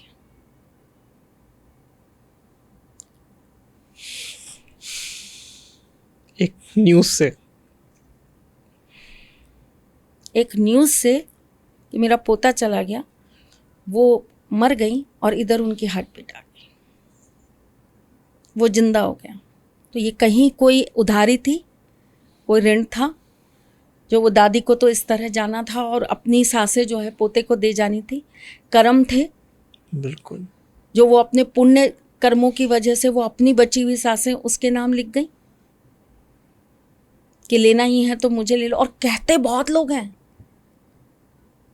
पर एक के साथ वो जब हो जाता है ना तो सोचने पर हम विवश हो जाते हैं कि प्रभु आपकी लीला अपरंपार, सच में ऐसा हो गया कि उसको छोड़ दो, मुझे ले जाओ चाहे। और हमारे घर में आज हल्ला हो रहा था कि एक दिन का बच्चा, एक साल का बच्चा आज इनको लेकर आया, 1 साल का बच्चा। तो मैं सोची थी 1 साल का बच्चा लेके आया, मतलब 1 साल का बच्चा कैसे गाड़ी चला के लेके आएगा। तो जब कहानी सुनी तो मैं भी थोड़ी देर तक सोचने पर विवश हो गई कि वाह गजब, ऐसे 1 साल का है, न्यू जीवन, बहुत बड़ी बात होती है। तो ऐसी बहुत सारी चीज़ें हैं, अगर हम उनके ऊपर रिसर्च करें, अगर हम उनके बारे में जानने की कोशिश करें तो बहुत सारी ऐसी बातें हैं, बहुत सारी ऐसी चीज़ें हैं जो इतिहास के अंदर छुपी हुई हैं। और बहुत सारे ऐसे लोग भी निकल के आएंगे जो अपनी अपनी ऐसी कहानियाँ, ऐसे अनुभव आपके साथ शेयर करेंगे। अगर आप बोलेंगे अपने दर्शकों को तो बहुत सारी कहानियाँ आएंगी आपके पास जिनको सुनकर आपको लगेगा ये क्या था, लेकिन वो कहानी नहीं है, वो उनके जीवन की सत्यता है कि उन्होंने वो चीज़ जी है। कर्मों ने कुंडलियाँ बदल दी हैं। कुंडलियाँ कैसे बदल देंगे कर्म में? कर्म करके व्यक्ति ने अपनी कुंडली चेंज कर दी है। लेकिन जो हमारे पुराने कर्म है वो तो हमें काटने ही है ना। काटे ना अपने कर्मों को करके, पुराने कर्मों को नए कर्मों से काटा ना, तभी तो कुंडली बदल पाए। और अच्छे कर्म हम सबको पता ही है। एक अच्छा इंसान होना ना सबसे बड़ा अच्छा कर्म है, मैं ये मानती हूँ। ये बात तो 100% नहीं, 1000% सही है। एक अच्छा इंसान ही अच्छे कर्मों को लिख सकता है। इंसान की बात हो रही है, थोड़ा सा मैं आज की जनरेशन के ऊपर आऊँगा, जेन ज़ी जनरेशन के ऊपर। इनके आए दिन ब्रेकअप हो रहे हैं, आए दिन नए रिलेशनशिप में आ रहे हैं, और एक के साथ नहीं अनेकों के साथ एक साथ रिलेशनशिप में आ रहे हैं। ये इनके कर्म इनसे करवा रहे हैं, ये अपने नए कर्म पाल रहे हैं आगे के लिए।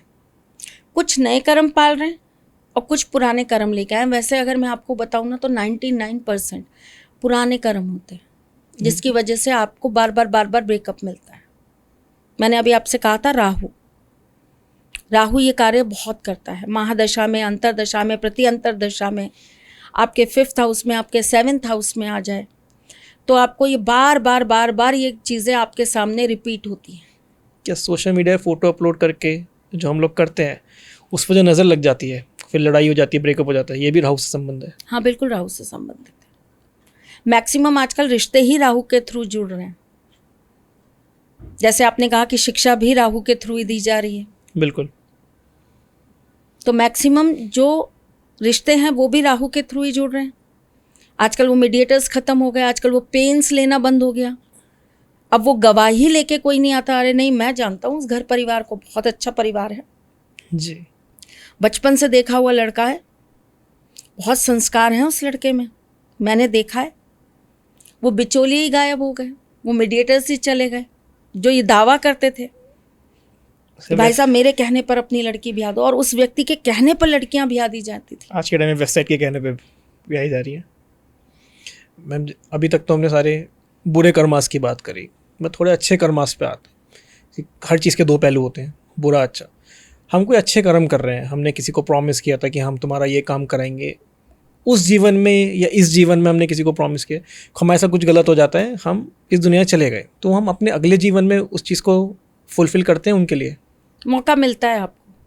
जैसे अगर मैं आपको इतिहास से ही अगर ये कहानी सुनाऊं, आपने जामवंत जी सुना है रामायण में? जी जी। ठीक है। राम जी के साथ जब वो युद्ध कर रहे थे तो जामवंत जी थोड़े से वृद्ध थे, तो राम जी ने उनको ज़्यादा तकलीफ़ ना हो या उनको ज़्यादा परेशानी ना हो, तो उन्होंने उनको ज़्यादा युद्ध करने की परमिशन नहीं दी। और जामवंत जी को लगा कि मेरे को भी युद्ध लड़ना है, तो उन्होंने धीरे से मतलब एक आधी किसी किसी को हल्का सा पंच कर दिया, पर उनकी ख्वाहिश रह गई, तमन्ना रह गई कि मुझे युद्ध लड़ना है आपसे करके। तो उन्होंने राम जी से कहा कि ये युद्ध तो समाप्त हो गया, पर आपने मुझे युद्ध ही नहीं लड़ने दिया, मेरी बहुत ख्वाहिश थी युद्ध लड़ने की। राम जी को लगा रहे ये तो बहुत गलत हो गया, मैंने इनकी ख्वाहिश पूरी नहीं की। तो उन्होंने कहा कोई बात नहीं, अगले जन्म में मैं आपकी ये ख्वाहिश ज़रूर पूरी करूँगा। राम जी ने कहा? राम जी ने मतलब अगले जन्म नहीं बोला, उन्होंने कहा मैं आपकी ये ख्वाहिश ज़रूर पूरी करूँगा। अब वो आगे कोई ऐसा युद्ध हुआ नहीं, जब वो उनको समय दे पाते तो उस जन्म में वो चीज़ खत्म हो गई। अब जब उन्होंने अगला अवतार लिया, अगला जन्म लिया और वो कृष्ण अवतार में आए, तो आपने अगर सुना हो, वैसे तो बहुत लंबा हो जाएगा अगर मैं आपको ये कहानी पूरी सुनाने चलूंगी, लेकिन मैं शॉर्टकट में बताती हूँ। आपने अगर सुना हो तो श्री कृष्ण के ऊपर एक मणि चुराने का आरोप लगा था जी। तो वो मणि चुराने का जो आरोप लगा था, उस समय उनकी और जामवंत जी की लड़ाई हुई थी, मतलब वो युद्ध हुआ था। ओके। और वो बहुत दिन चला था वो युद्ध, श्री कृष्ण और जामवंती जी का। और उसके बाद जामवंत जी हार गए और उन्होंने कहा कि अब ये लोग छोड़ के जा रहा हूँ, अब मैं प्रभु में लीन होने जा रहा हूँ, लेकिन मेरी एक चिंता है और मेरा एक विषय है। तो प्रभु ने कहा बताइए क्या चिंता है आपकी, मैं आपकी हर चिंता से आपको मुक्त करूँगा। तो उन्होंने कहा कि मेरी एक पुत्री है, ठीक है, मेरे बाद उसको कौन देखेगा, क्योंकि उसको देखने के लिए सिर्फ मैं ही हूँ, मैं उसका पिता भी हूँ और मैं ही उसकी माता भी हूँ, मैं ही सब कुछ हूँ उसका, तो उसे कौन देखेगा। तो श्री कृष्ण जी ने उनको वचन दिया कि आपकी पुत्री को मैं देखूंगा। तो वो उनकी पटरानियों में से एक पटरानी हुई जामवंती। ओके। और उसमें भी एक वहाँ पर भी एक कहानी है कि जो जामवंती वो रिच थे, तो उनकी पुत्री जो थी वो भी उसी प्रकार की थी, उनके खूब बाल थे, सब था, रिच थी वो। तो भगवान कृष्ण ने जब प्रॉमिस कर दिया, वादा कर दिया, कमिटमेंट कर दिया, तो वो उन्होंने विवाह कर लिया अपना विवाह करके वो उनको अपने साथ लेकर आए। तो वो जो जामवंती जी थी वो बोली कि आप तो इतने खूबसूरत हैं, आप इतने सुंदर हैं प्रभु, और मैं ऐसी। तो उन्होंने कहा कि कोई बात नहीं, आप भी बहुत खूबसूरत होंगी और आपकी खूबसूरती के चर्चे पूरे विश्व में होंगे। तो बोली मजाक कर रहे हैं प्रभु? बोली मैं मजाक नहीं कर रहा हूँ, आप चलिए तो सही मेरे साथ देवी। वो उन्हें अपने भवन में लेकर आए और उनके साथ ऐसा था कि उनको पहले से ही उन्हें ये वरदान मिला हुआ था कि वो जिस भी दिन माँ रुक्मणी के सामने आ जाएंगी वो अत्यंत सुंदरी स्त्री में बदल जाएंगी। तो जैसे ही उन्होंने माँ रुक्मणी जी के दर्शन करे जी, वो बेहद अत्यंत सुंदर स्त्री में परिवर्तित हो गई और ठाकुर जी की अष्ट पटरानियों में से एक पटरानी हुई और विश्व में सबसे सुंदर स्त्रियों में उनका वर्णन हुआ। और ये बात उन्हें नहीं पता थी कि ऐसा करने से मेरी सुंदरता आ जाएगी। ये भी कर्म का खेल है। ये भी कर्म का खेल है। कर्म के ही खेल के अंदर आपको मालूम हो तो जब रामायण के समय श्री रामचंद्र जी ने छल से बाली का वध किया था, क्योंकि वो सामने जाते तो बाली उनकी सारी शक्तियाँ छीन लेते, तो उन्होंने बाली का अंत किया था।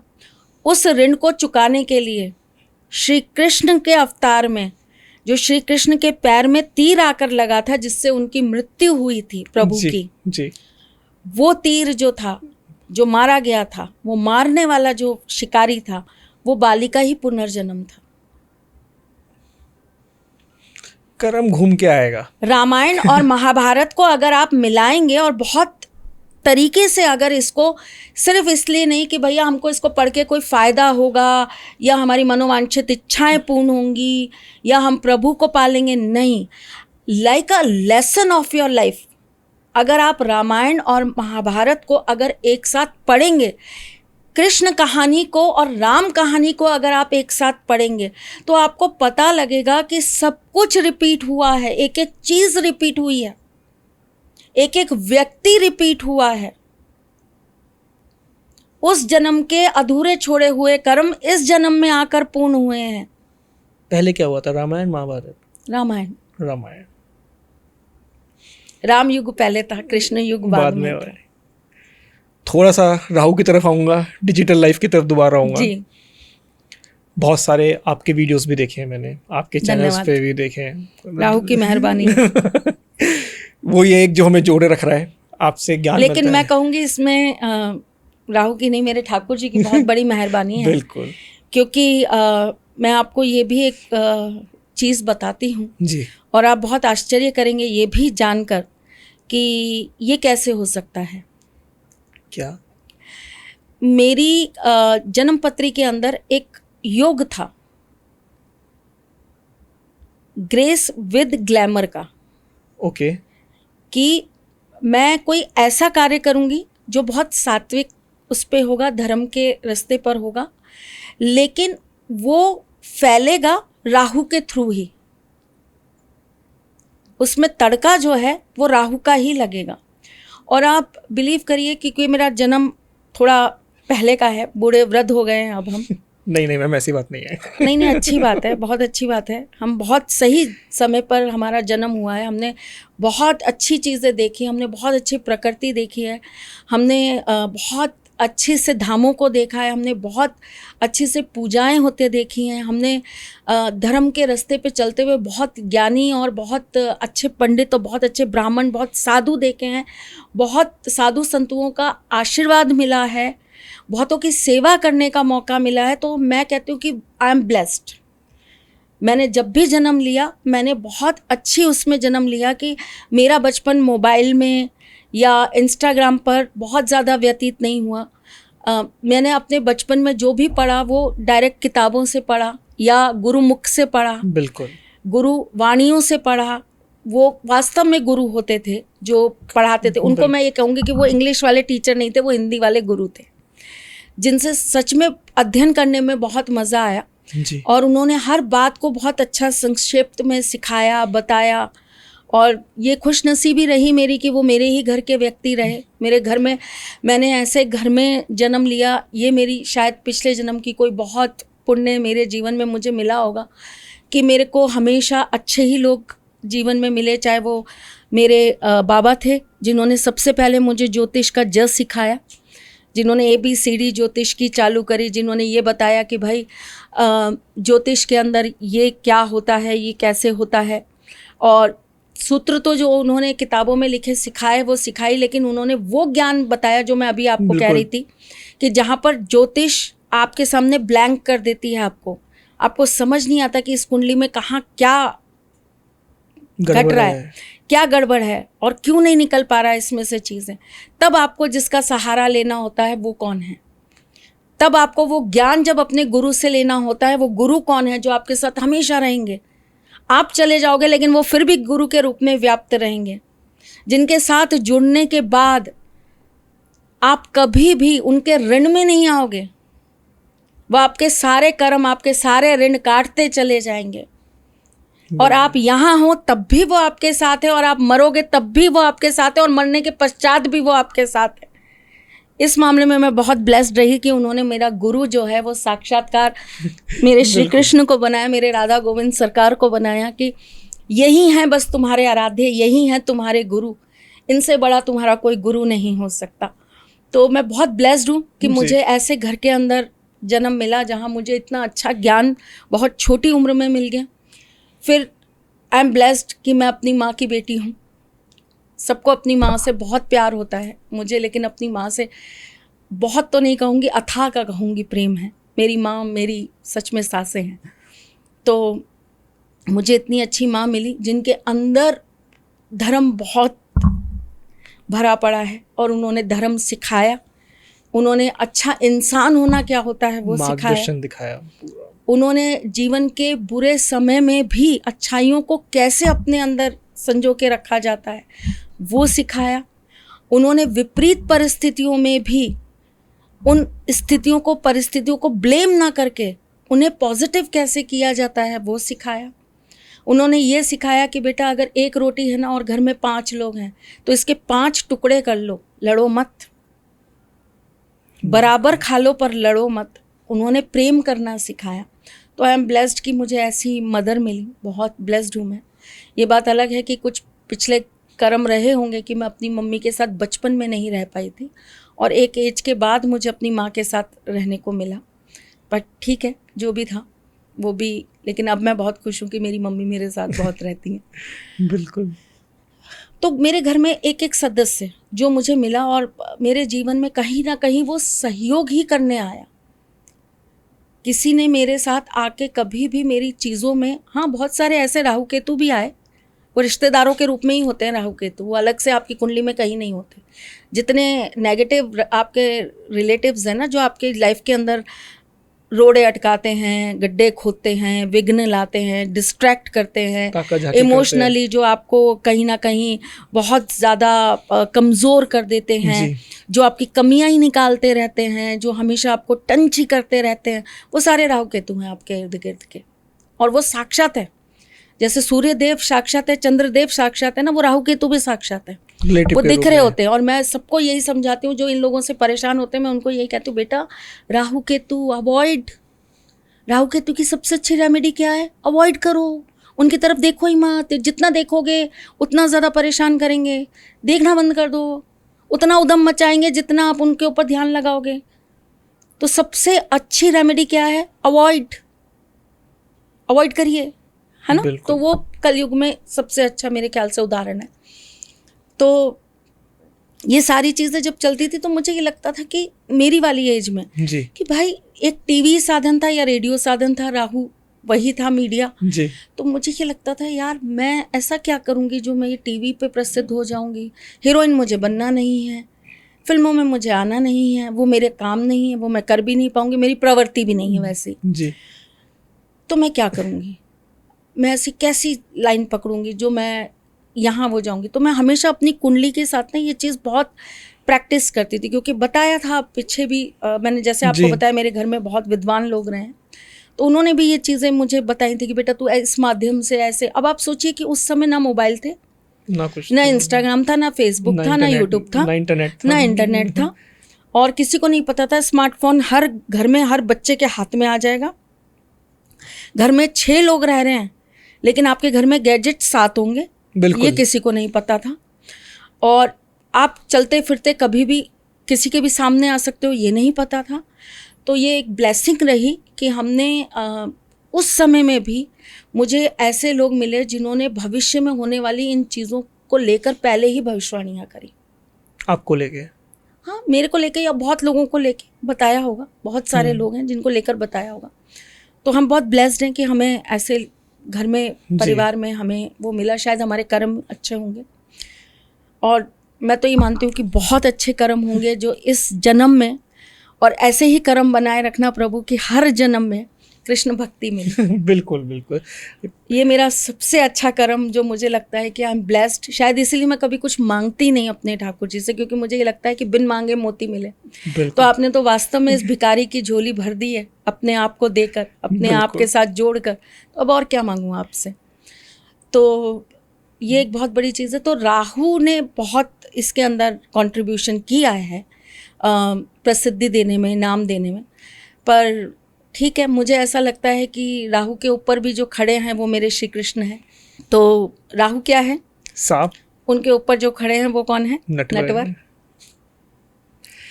तो आई एम ब्लेस्ड बिल्कुल कि उनकी कृपा बहुत रही है और आशीर्वाद इस सर पे उनका पैर रहा है। मैं तो यही कहूँगी कि इस सर पे उनकी चरण रहे हैं और हमेशा रहें। हम तो उनके कदमों की धूल के एक कण बराबर भी नहीं है, तो कहाँ उनसे किसी चीज़ में वो करेंगे। उन्होंने भक्ति दे दी, जीवन सार्थक हो गया। और हर अगर जन्म मिले तो प्रभु ये भक्ति हर जन्म में देना, बस यही हर सांस की माला के साथ जपते हैं। बिल्कुल। तो अच्छा है, बहुत कुछ दिया है सोशल मीडिया ने, थैंक यू। बहुत सारे लोगों ने बहुत प्यार दिया है, उसके लिए बहुत थैंक यू। लेकिन प्यार तो मिल रहा है मैम, बहुत सारे लोग ऐसे हैं, मतलब मैंने आइडेंटिफाई करे, जो मैं देख रहा था आपका यूट्यूब, इंस्टाग्राम, बहुत सी आपकी फेक आईडीज़ बन गई हैं। अरे 15,000 से ऊपर। और उनके ज़रिए लोग बार पैसे मांग रहे हैं आपका नाम यूज़ करके। मेरा क्वेश्चन सीधा सीधा है, ये कर्मा आपके में ऐड होगा, उनके में ऐड होगा? क्योंकि उनके नाम में ऐड आपका होगा, है। उनके में ऐड होगा, मेरे में क्यों होगा? मैंने नहीं बनाई वो आईडीज़, मेरी आईडीज़ हैं। और मैं सबको बार बार ये चीज़ क्लियर करती हूँ कि मेरी आईडीज़ में ब्लू टिक है, मेरी इंस्टाग्राम आईडी है उसमें ब्लू टिक है। और मैंने सिर्फ 8 लोगों को फॉलो कर रखा है, वही 8 लोग हैं जिनके साथ मेरी वही आईडीज़ हैं, या वही लोग हैं जिनका मुझसे रिश्ता है। नवा पर्सन नहीं है कोई, 8 ही लोग हैं। आप अभी भी जाकर देख लीजिए, 8 ही हैं। मेरे ठाकुर जी की तरह जीवन में 8 ही चीज़ें हैं हमेशा। ओके। ये 8 हमेशा रहा है, तो 8 ही लोग हैं। हाँ ठीक है कि आपको जो मेरे फॉलोअर्स हैं वो अभी मेरे ख्याल से 6 लाख कुछ इंस्टाग्राम पे 24,000 कुछ इस तरह से हैं। और यूट्यूब पे लगभग मिलियन 11,70,000 है, 12 लाख होने वाले हैं। तो ये है, लेकिन मेरी सिर्फ 3 ही ऐसी चीज़ें हैं जहाँ पर मैं एक्टिव रहती हूँ, लाइव आती हूँ। सबसे बड़ी बात यह है कि मैंने आपको बोला ना, राहु के चक्र में आप किसी को आजमाते ही नहीं हो। आपने देखा, आपने ये देखा कि अरे ये तो त्रिशला मैम है, इनको हम बहुत दिन से देख रहे हैं, हम इनको बहुत फॉलो कर रहे हैं, अच्छा ये नंबर होगा इनका, चलो एक बार इसी नंबर पे ट्राई करते हैं। नहीं, आप एक बार सर्च करके देखो, आप देखो कि त्रिशला मैम उस पर फ्रिक्वेंसी में कितनी बार लाइव आती हैं। बिल्कुल। त्रिशला मैम लाइव दिख रही हैं वहाँ पर आई हुई, या आती हैं लाइव। सही बात। हम लोगों को अवेयर करते हैं कि भाई आप अगर अपॉइंटमेंट ले रहे हो, आप पैसे दे रहे हो, तो पैसे देने से पहले आप उनसे कहिए कि हमें ठाकुर जी का दरबार दिखाइए, हमें ठाकुर जी दिखाइए। चलिए मैं ये मानती हूँ कि आज जो मेरे ठाकुर जी ने पोशाक पहन रखी है, कल आपको वो वही पोशाक दिखा देंगे, क्योंकि मैं इसको कहीं ना कहीं इंस्टाग्राम पे लोड कर देती हूँ या कहीं ना कहीं शेयर कर देती हूँ। 5 दिन बाद, 6 दिन बाद जब उनकी नई पोशाक बदली जाएगी, उनको बदल के उनको नया श्रृंगार कराया जाएगा, तो आपको तो नया दिखेगा। बिल्कुल। आपको चलिए ठीक है, मैं अवेलेबल हूँ नहीं हूँ, स्टाफ आपको मुझे दिखा पाता है नहीं दिखा पाता है, कोई बात नहीं। आपको मेरे घर के ब्राह्मण पता है, वो तो कॉमन ही है, वो तो कभी नहीं बदलते। करेक्ट। वो तो कॉमन है, वो वही रहते हैं।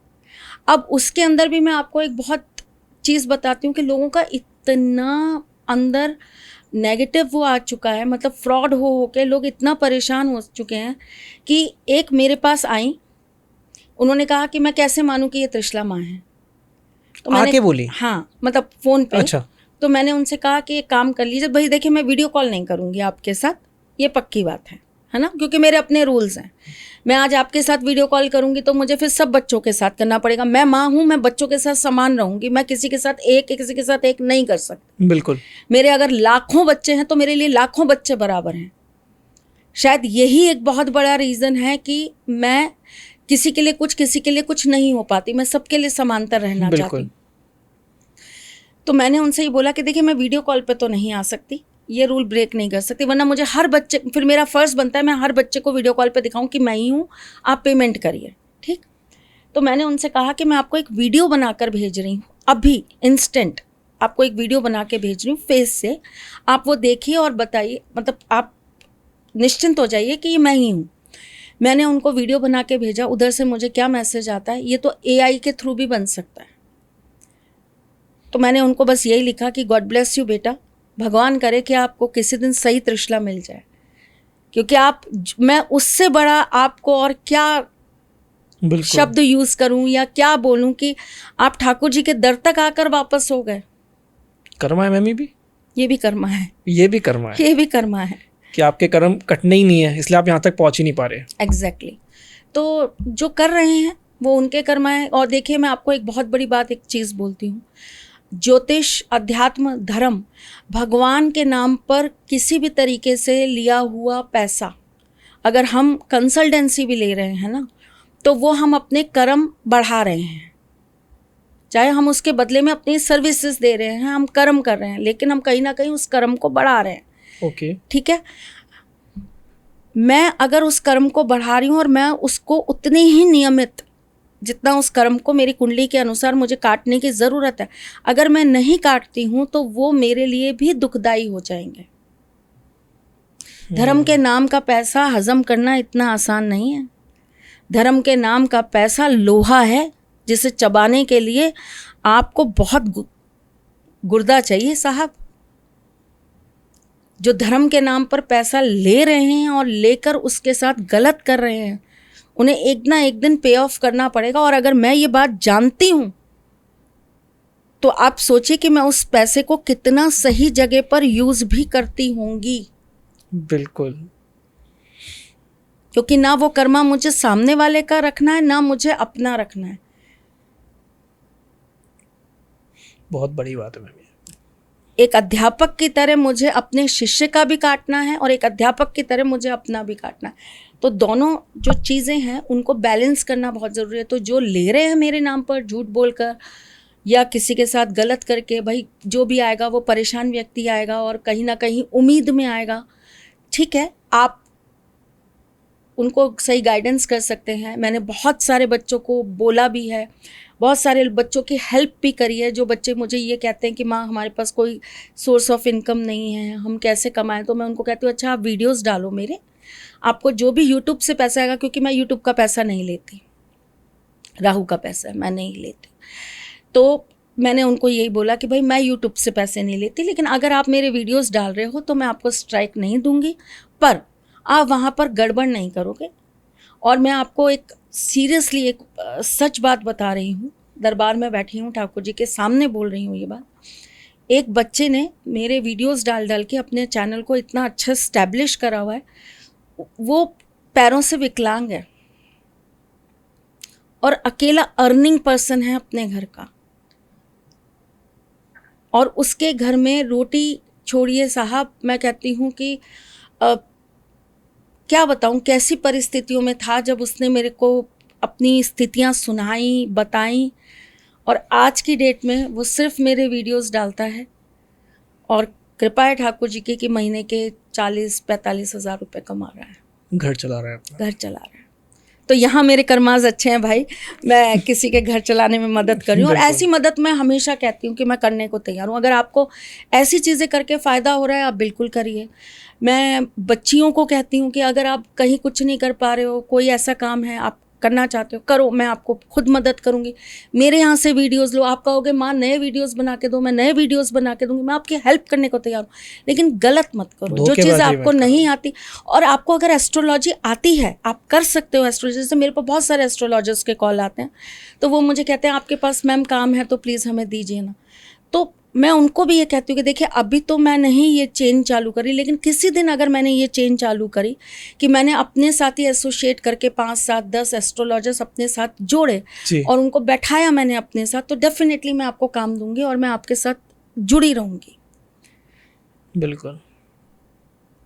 आपको मैं दावे के साथ बोलती हूँ कि 365 दिन इस दरबार में एक दिन इनकी कृपा ऐसी नहीं है जब ब्राह्मण बैठ के जप ना करते हो, पूजन ना करते हो, पाठ ना करते हो, हर एक त्योहार पर हवन, पूजन, अनुष्ठान ना होते हो।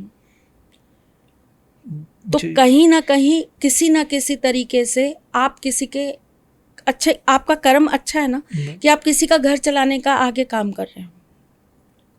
बिल्कुल। बहुत सारे तो ऐसे लोग हैं जो ये कहते हैं हम पूजा कर रहे हैं आपकी, हम आपके नियमित पाठ कर रहे हैं, जप कर रहे हैं, आपके ग्रहों के जप कर रहे हैं, और मैं उनसे ये पूछती हूँ कि आपने संकल्प दिया था, संकल्प में क्या बोला था? तो कहते हैं हमने तो संकल्प ही नहीं दिया। तो संकल्प नहीं दिया तो पूजन कहाँ गया? कैसा पूजन हुआ ही नहीं। जो आपने ब्राह्मण वाली बात कही, उसकी ऊर्जा जब मैं यहाँ आया, मैंने देखे ठाकुर जी सामने, वो तब से लेके अभी तक वो फील हो रही है। और हमारा पहला पॉडकास्ट है, इसमें ठाकुर जी खुद हमारे पॉडकास्ट में हमारे साथ जुड़े हैं, मेरे साथ तो जुड़े हैं, आपके तो हर पॉडकास्ट में होते हैं, और इसके तो ठाकुर जी को हमेशा नमन है मेरा। और इसी के साथ मैम बहुत बहुत शुक्रिया आपका इस पॉडकास्ट में जुड़ने के लिए। धन्यवाद।